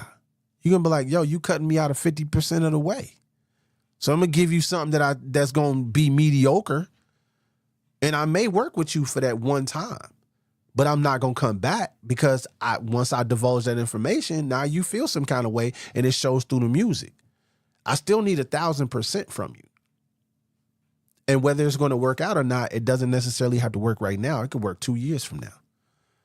I got stuff, that I did 3 years ago. So to be completely honest, the game itself, we did this music in 2020 and 2021. They laid a bunch of people off, got cut, got dropped. Got picked back up a year ago, started from scratch, redid everything, brought the music back in, and here we are. This was something that nobody was going to see because of things that happen throughout the industry. People don't want to talk about, the way industry works. It affects all of us. Yes. And when it comes to that, those are two examples that I could give you.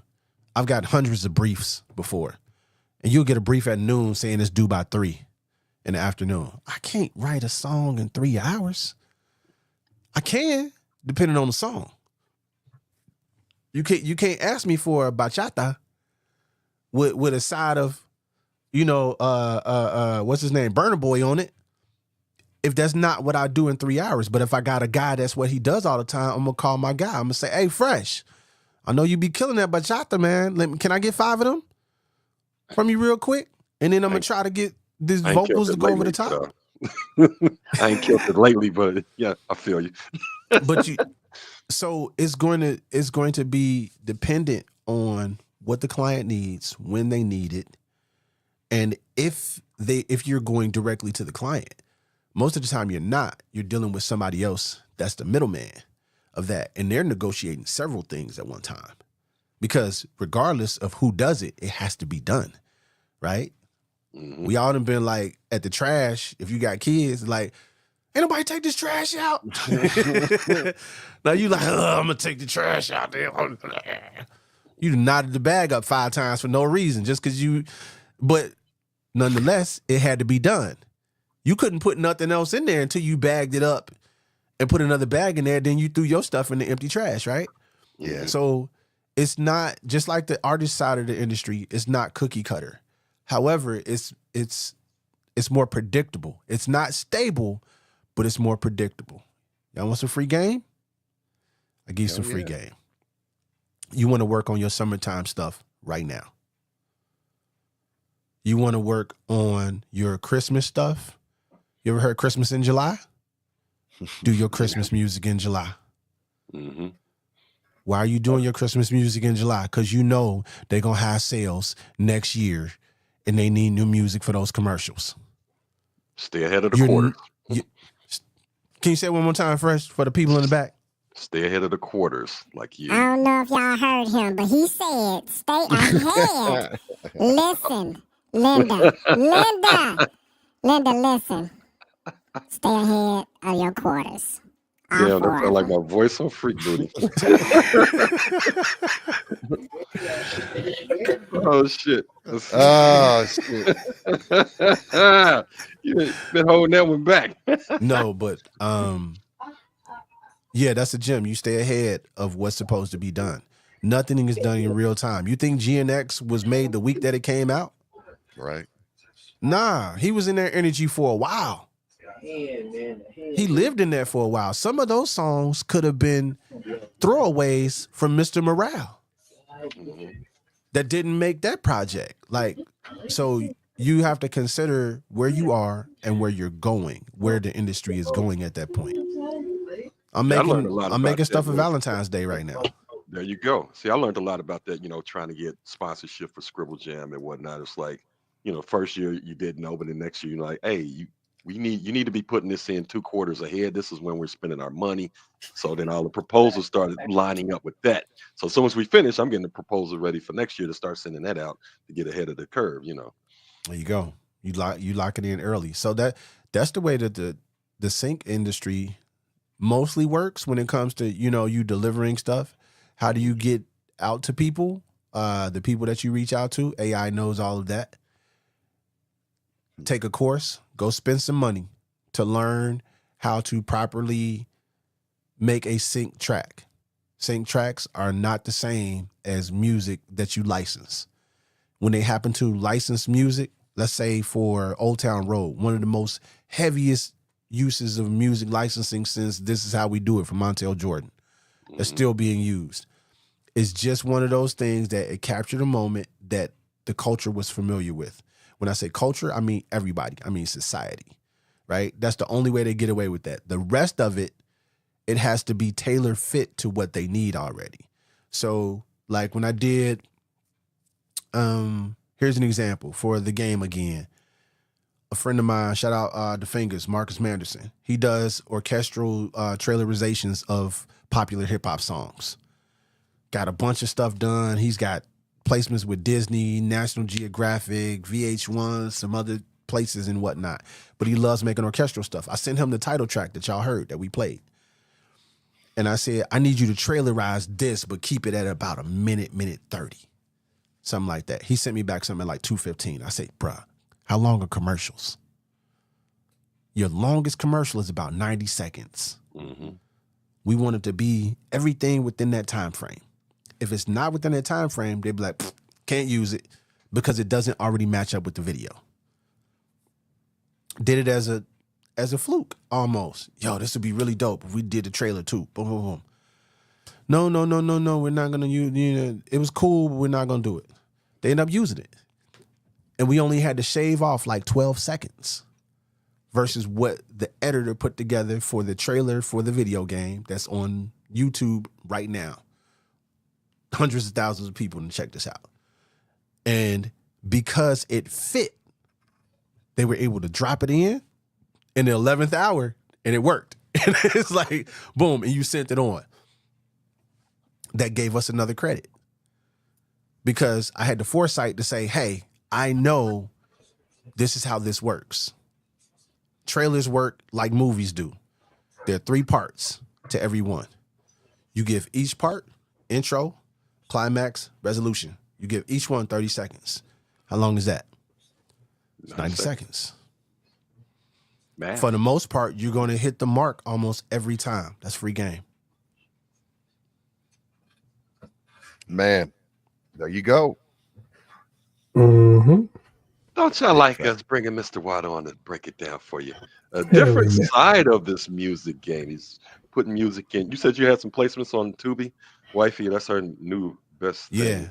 Yeah. Much to my dismay. Me and the crew, we did the whole season of Women in Life Atlanta. That was fun. Wow. Shout out to Rayanna Spate, man, my girl. She was the post-production re-recording mixer on that. And shout out Donna Davis, Donna 4 Films down in Atlanta. They're both Full Sail grads. And my girl hit me up. She said, hey, we doing this TV show. Like, I know you and your fellas got music. We just need hit this, and that. Can we put some stuff together? Let's talk about it. Bet. We talked about it. Got some stuff. And next thing you know, we got a whole season of a TV show where all the music was done by me and my partners. That's dope. That's dope. Congratulations on that. Very dope. Licensed man. music is dope. Salute. To get Okay, a so check, Mike, yeah, buddy. I want to comment on Mike real quick. Mike, music licensing checks are like 401k plans. You rarely get that money up front. You very rarely get that money up front. This is why a lot of people don't make it. You may not see your first check for 2 years on average. But once you start getting a check and you keep throwing logs on that fire, the less you have to work. So you ease your way out of the hours. The more passive income you're able to make, like the dude that did, I make this analogy all the time with my students. Do you think that the guy that did the music for Seinfeld has to work again? No, as long as he get a cut of every time they play that motherfucker. It's in syndication. We all want syndication. That's how you get a mansion and you ain't got to work no more. We all want syndication. That is better than having a #1 hit that doesn't go away. That gets you more money. It really does. Now, with that being said, the reason that the guy from Seinfeld gets a check separate for each one, because none of those are identical. Every episode has a different on it. So it's not the same thing. You're right. Really? You know, yeah, because he comes in. I've even noticed that. It's different. You're right, man. It's different every time. Paid. Well, so you're talking, he did X amount of seasons. How many seasons was it in before it went to syndication? Maybe 8, something like that. That's Could about be that somewhere around there. That's 8 years of work to not have to work the rest of your life. And then you started that when you was young. Yeah, enjoy. It's not going to happen for everybody, but it could happen for you based on your network and what your capabilities are. I want to get a show in syndication. I got 3 things on the bucket list. I want a show in syndication. I would like to do something with live TV and my video game. Like, I would love to do the music for a Pepsi ad for the Super Bowl. That type of thing. Like, I want, because when they pay that cool X amount, they know they got to pay that out. I just listen.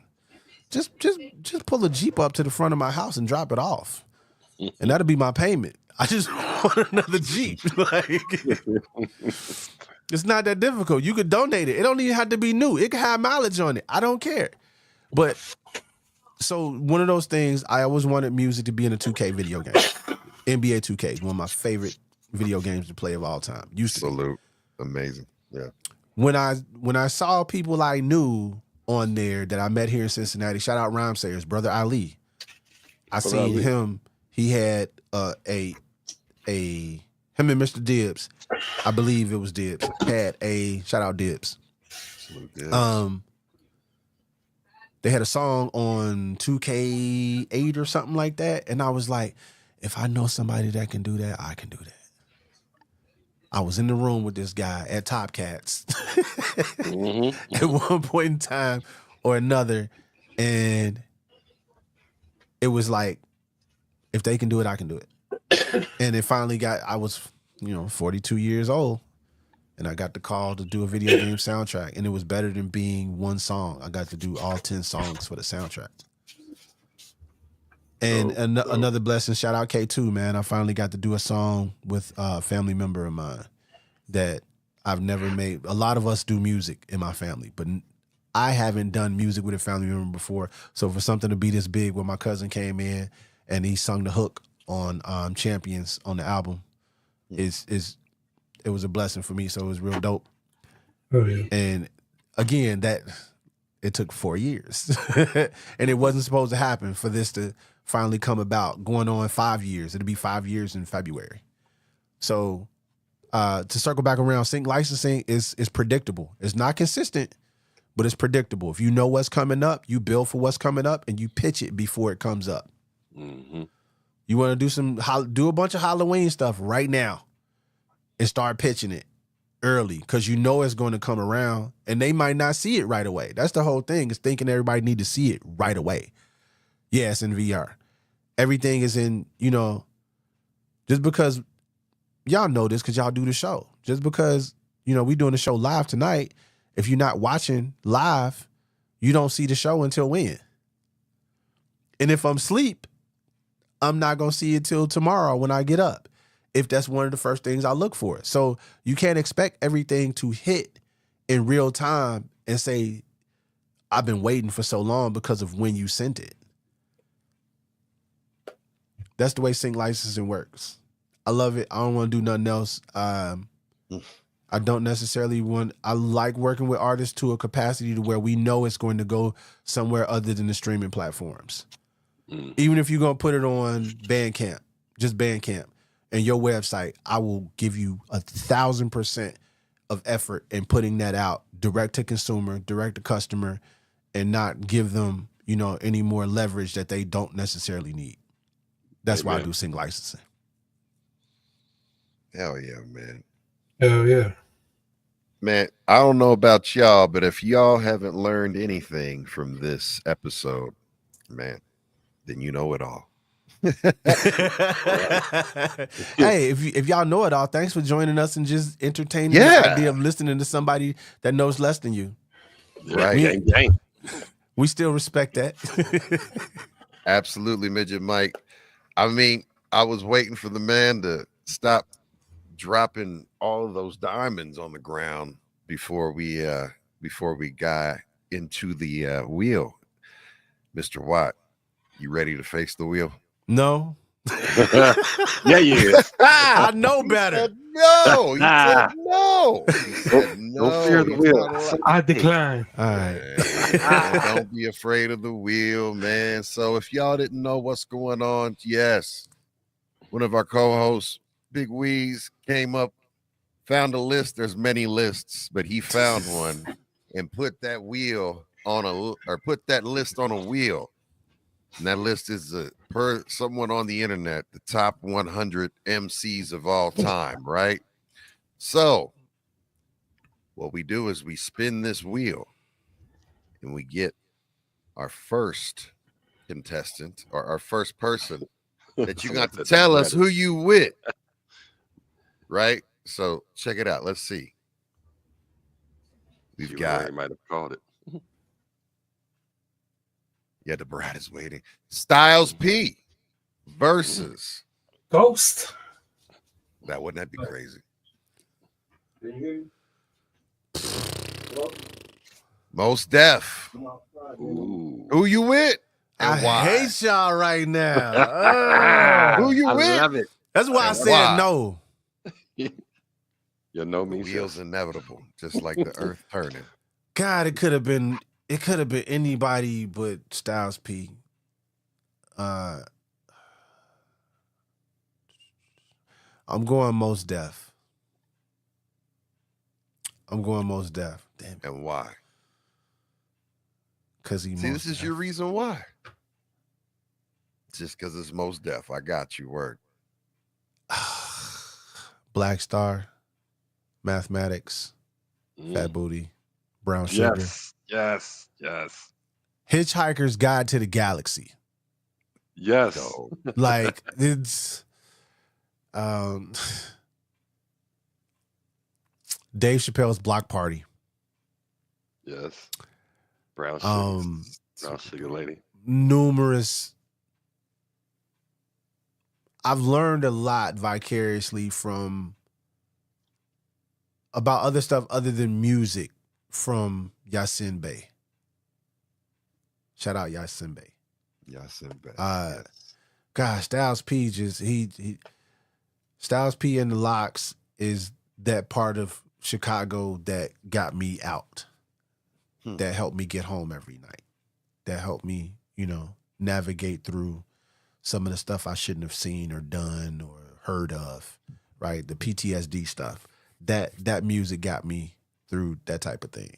But as I grew as a man and listened to more interviews from Most Def and a handful of other people, he kind of made me think about things differently outside of the music and being entertaining. And then when you go back and listen to the music and after you hear the interviews, it was like, it peeled off some layers of what the bars were actually about or gave you more insight as to why you wrote like that. That's it. Dope answer. Best dope ass answer, man. And that's why we That was love the tough. wheel. Well, I mean, You navigated. you did well. You did well. All right, let's see who's up next.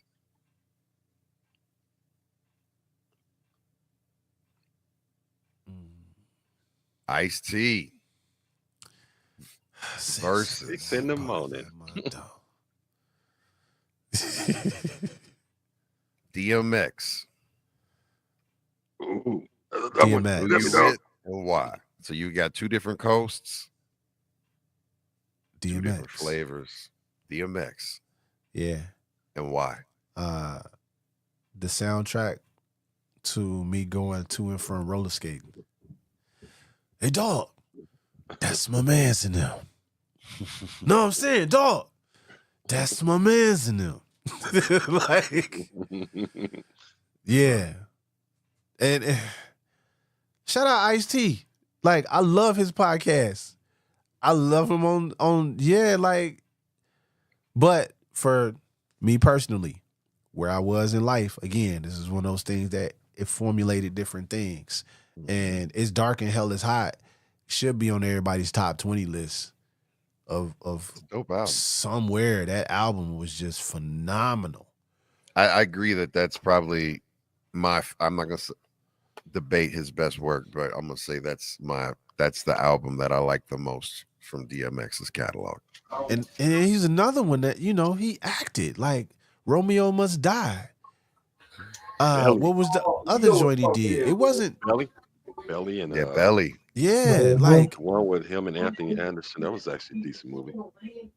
not to say Ice-T can't act. He's still on TV. There's my dog. Like, bright skinned and all. That's fine.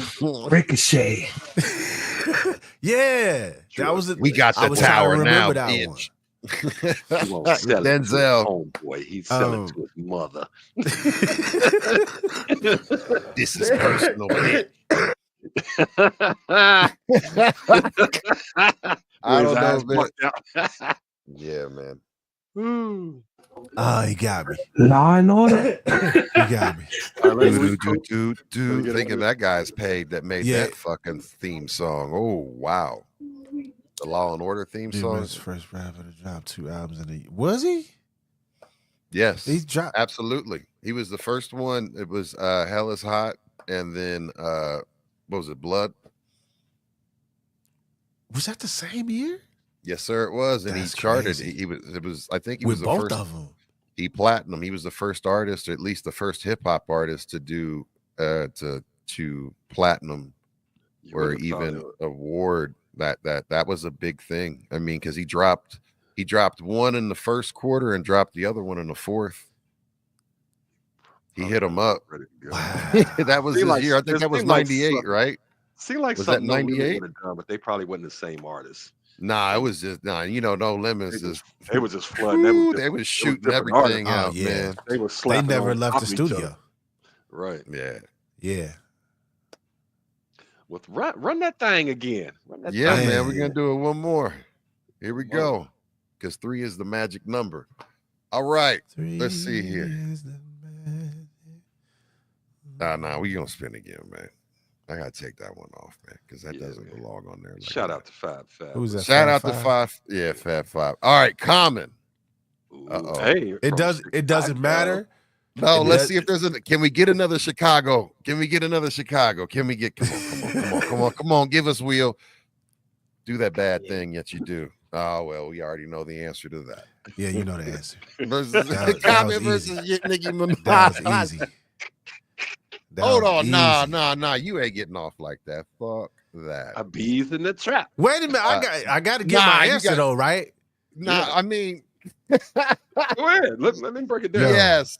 I'll give y'all one simple one. I'm probably one of the few people that still have the original Can I Borrow $1 and Resurrection that have Common Sense on the front since he got hit up with that lawsuit and had to change his name to Common.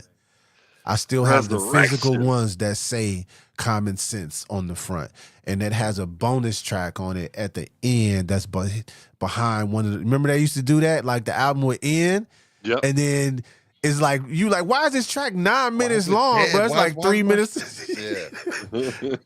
Yeah. yeah, for sure. Ooh, that Resurrection. I burnt the hole in that tape, rewinding that. Oh, that When you had the automatic, it still was on cassette, but you had it where you hit it. shout and it out would rewind CJ to the Cynic, man. Another Chicagoan living here in Cincinnati. We played that album. We went home. We both from Chicago. We went home together. Pause. None of that. We went home to Chicago from Cincinnati to visit for a synth convention. And at the same time, when we hit the city on the south side, we both was like, can you play Resurrection for me? That album is the soundscape for Chicago, like Illmatic was for New York at that time. All jokes aside, hands down, On My Soul, take it to the grave. Hands down.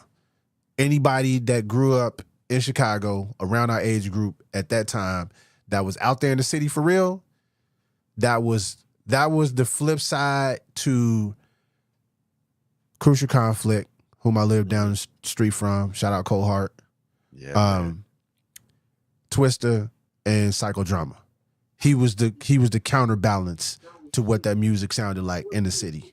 Smoking on hay. Yeah. In the middle of Middle the of the farm. Shout out to Brother, to see that live, Oh And man, I'm sure they tore it up because that I song lived a has so block much away. energy. Like So we much energy. lived down the street from each other. And they used to ride around this black Pathfinder, which is the reason why I bought a black Pathfinder years ago. Was like, that's what they was in. And to go see them cats live at like open mics and stuff early when they was doing that song. And everybody, I don't know if anybody realized this, but that was one of the things in Chicago that people didn't think. We wore overalls like as regular dress wear, just out there in the street. So you have a whole spot full of people with overalls on, talking about, hey, in the middle of the bar. And it just hit different. That's all. That was for us. That was personal. That was for my Chi-Town people, West Side. Man. Hell yeah, man. Shout out to my frat brother Psycho. He's from Chicago and always talked about Chicago and the gangs, and he used to run around with locks on his fingers. He's have locks on every finger as a precaution. And he called him Psycho because he would act crazy because he couldn't really fight, but he acted crazy, so you didn't fuck with him. So you didn't want to fight with him? Yeah. He'd start foaming at the mouth, all kind of crazy shit. Psycho. Damn. He must Start have kicking dirt for no reason. My bro. When Common Disc Cube. Yeah, Common did. I mean, that was good sport back then. Wasn't nobody trying to sue nobody. That was just rap beef. hip-hop battle. No, Yeah, no doubt. Yeah, that was yeah, I'll do another one. I just wanted to do the explanation. And then what do you like about Nicki Minaj? Nicki is extremely talented. I think the industry corrupted her. And she had to play that game to be somebody that she wasn't necessarily was. Because if you go back to the early days of Nicki on the block, she had bars sitting in them cars doing rap battles. She was in the hallways doing rap battles. She was at the park doing rap battles. I seen them videos early when she was looking like a toothpick. You're right. Yeah. You're right. Yeah. And then after that, it was like, no disrespect. You got to do what you got to do because I said this before. When you get to a certain level of notoriety of any form of fashion, you have people that you're probably taking care of. More than likely. It may be your little cousin that don't do so well doing nothing, and his mama be having it hard, and she a single mama. You might be footing the bill for them to live wherever they at in his health care, and you can't tell nobody because you got to go out and tap dance to get this check so your little nephew can live a decent life. I'm not gonna be mad at you for that. I'm not. It wouldn't. Could it be me? I can't tell you it wouldn't. If one of my kids was in a situation that I needed to tap dance to get some money to do some John Q or whatever it is, right? That I'm never gonna judge somebody over that because I don't know what's going on behind the scenes. And I've seen people. I worked, like I said, 24 years in healthcare. I've seen people really famous, high notoriety and rich and owners and powerful and all that.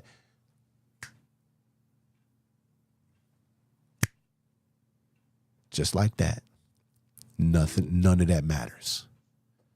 In that moment, none of that matters. So for her, I want to tell myself that she had that moment and she had to take advantage of it.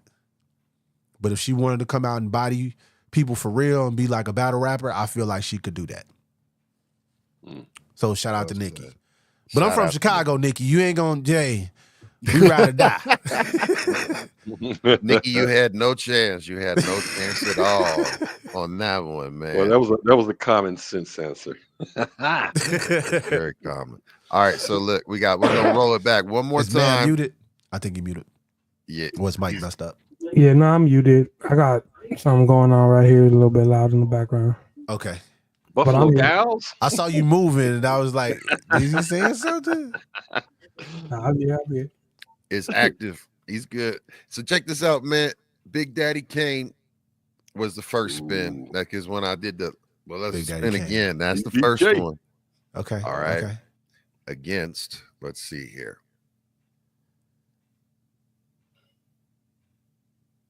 Big Pun. Ooh, that's a good one. It's two bigs. Big versus big. It ain't good fresh. It ain't good at all. This is like For me, for you to answer, that's a tough one. Let's say rephrase tough one. What's up, felony Loke? Checking Oh in. man, Richie D. I gotta go, Kane. What? It wouldn't be a lot of other styles without Kane. Amen to that. It would not be as much fast rap as it is without Big Daddy Kane. Doing lyrical miracles, and then going into a smooth operator. Like it just stopped. Yeah. And shout out Kane for lately because he been throwing some battle rap bars on YouTube that's like, don't think he not as sharp as he once was, and he doing it y'all way too. Like facts. That's a dangerous man. Look, to Kane. Shout out Kane. Kane has been shouted out on damn near all 60 of these episodes of B-Boys Underground. Kane, you need to bless B-Boys Underground because it would be an honor to have you on the platform because you want, for a fact, are one of the best ones to do it. Some of the homies in the chat need to go wave them on Instagram and tag B-Boys Underground. Hit him up. We talked about you, Kane. Hey, Logic, was you at that show at Top Cats when he performed and Scandal said his whole verse of he stopped the music and let Scandal do the verse of Smooth Operator? No, I was actually at work and I heard about it after the fact. It was dope. Rest in peace, my brothers. Yeah. Got a picture with him. I think it was him, me, and DJ Skills. And Kane got his health together too. So shout out to him for that. He looks way better than a while ago. Like, I think him getting back active in the music helped him out too. So while we, giving flowers and whatnot, I was gonna get the flowers. Shark face. Absolutely. And Kane too. So if I got the opportunity to do it, I'm gonna say what up. Yeah, and I like him doing. When you got the live band and start doing music. That was really dope. I watched the whole process of him with that live band and doing some new music. I think it might have been on Unsung. What's up, Lighthouse in the house checking in. Mando, what's up, y'all? Yeah, man. I've been doing great in the chat, man. We appreciate everything. Felony Loke, shout out. Richie D. Yeah, man. Big shout out to all the homies that are in the chat right now. Much love to each and every single one of y'all. Thank you. Thank you for tuning in live next week. Again. There it is. Salute to you, fam. Yo, man. Amazing episode. Everybody in the chat, put your hands together for the one and only Mr. Watt. Number 60. You blessed us with this one, fam. Thank you. Here, let me. You blessed us with this. That's for y'all, chat. Yeah. That's for chat. Y'all the real winners in the situation. Go take all this information and share it with somebody. That's all it is. That's how you win. Run it back. All you do is hit that share button. The little arrow with the curve on it. It's got an arrow with the curve on it. Yeah. Mm-hmm. And then you send that to the first 5 people you text last. That's all you got to do. And I promise that the Lord is going to find you in his favor. Amen, brother. So motive be. All right. Brothers and sisters. Hey, so motive be. Yo, check this out, man. So we're going to get up out of here, man. So first off, we're going to pass it off. Mr. One and Only, Mr. Watt. Shout outs, fam. Shout out my wife. Shout out my kids. Shout out to everybody working in public high schools right now. All right. We need y'all good people out here to take care of these next generations of these people because we know what it is. That's one of my biggest shout outs. All my educators, all my first responders, to all the people that's doing the thankless jobs out here that keep everything going and make it easy for everybody else. Shout out to all the Tammys that work at all the Wendy's in the world in the drive-thru that be hooking people up. Okay, everybody need a good Tammy in their life to give you some extra fries in there on that Friday. And shout out to Half Brick. Shout out to G Fresh, Boogie, Mad Ways, B-Boy Underground, visionhousestudios.com. You can check everything out there. You can go get the game if you in VR. Thriller to Fight 2. Me and AC the Entity got some music coming together, coming out. I'm going to be featured with a few other people. Y'all can check me out on some of the TV shows. You can check out my IMDb if you want to hear some of the stuff I did for some of that. And catch me at Xavier, Withrow High School, and any other school I can be at, teaching these kids, how to do the music business and young people how to take care of their business when it comes to being in the business of entertainment is basically what I do full time now, and I dig it. So be on the lookout for the new music and get at me if you got any questions, comments, concerns. I'm an open book. I usually respond to everybody as long as you come to me correct and I know you're not a bot. All right? Y'all be easy. Man, Mr. Watt. G Fresh, shout outs, fam. Yo, shout out to Wifey. Much love, baby. Shout out to everybody tuning in, Cincinnati, abroad, everywhere. Everybody in the chat, y'all been great as usual. Shout out to Ghost Boogie, Mad Ways, B-Boys Underground, just making it do what we do. And definitely to my man Logic, Mr. Watt. Appreciate you coming on. I knew it was going to be a great show and good information on giving you behind the scenes info on the industry and those placements in the out there. A lot of knowledge you dropped. Everybody really, really appreciate it and dig it. So enjoy. We'll be back next week. I hope y'all enjoyed the show. You can check it on replay if you missed any part of it or just want to see it again. Run it back. Rollo. Yeah, Rollo. Speaking of running back, Bluebeard, shout outs, fam. Hey, shout out to you, Boogie. Shout out to G-Dash, the whole B-Boy Underground community, everybody who tapped in. Most definitely shout out to Mr. Watt. It was a pleasure meeting you. Thank you for all the jewels you was dropping today, man. It was a hell of an episode.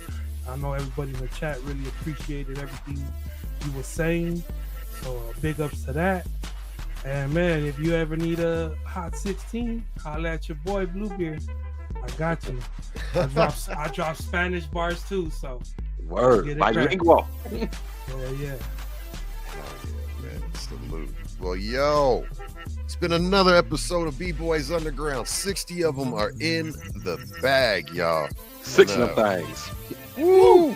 Man. 60, let's go. 6 dime bags for you. But look, all I'm going to say is this, man. We got at least 60 plus 60,000 more in us as long as we're breathing, right? So keep it positive, keep it pushing, keep persevering, and stay in the present, because that's the only thing that we really do is the present, because it's the present, right? So shout out to my B-Boys Underground family. Shout out to Fresh. Shout out to Mad Way. Shout out to Big Wee. Shout out to everybody in the chat. We appreciate you. Thank you. Thank you. Thank you. And tune in tomorrow night.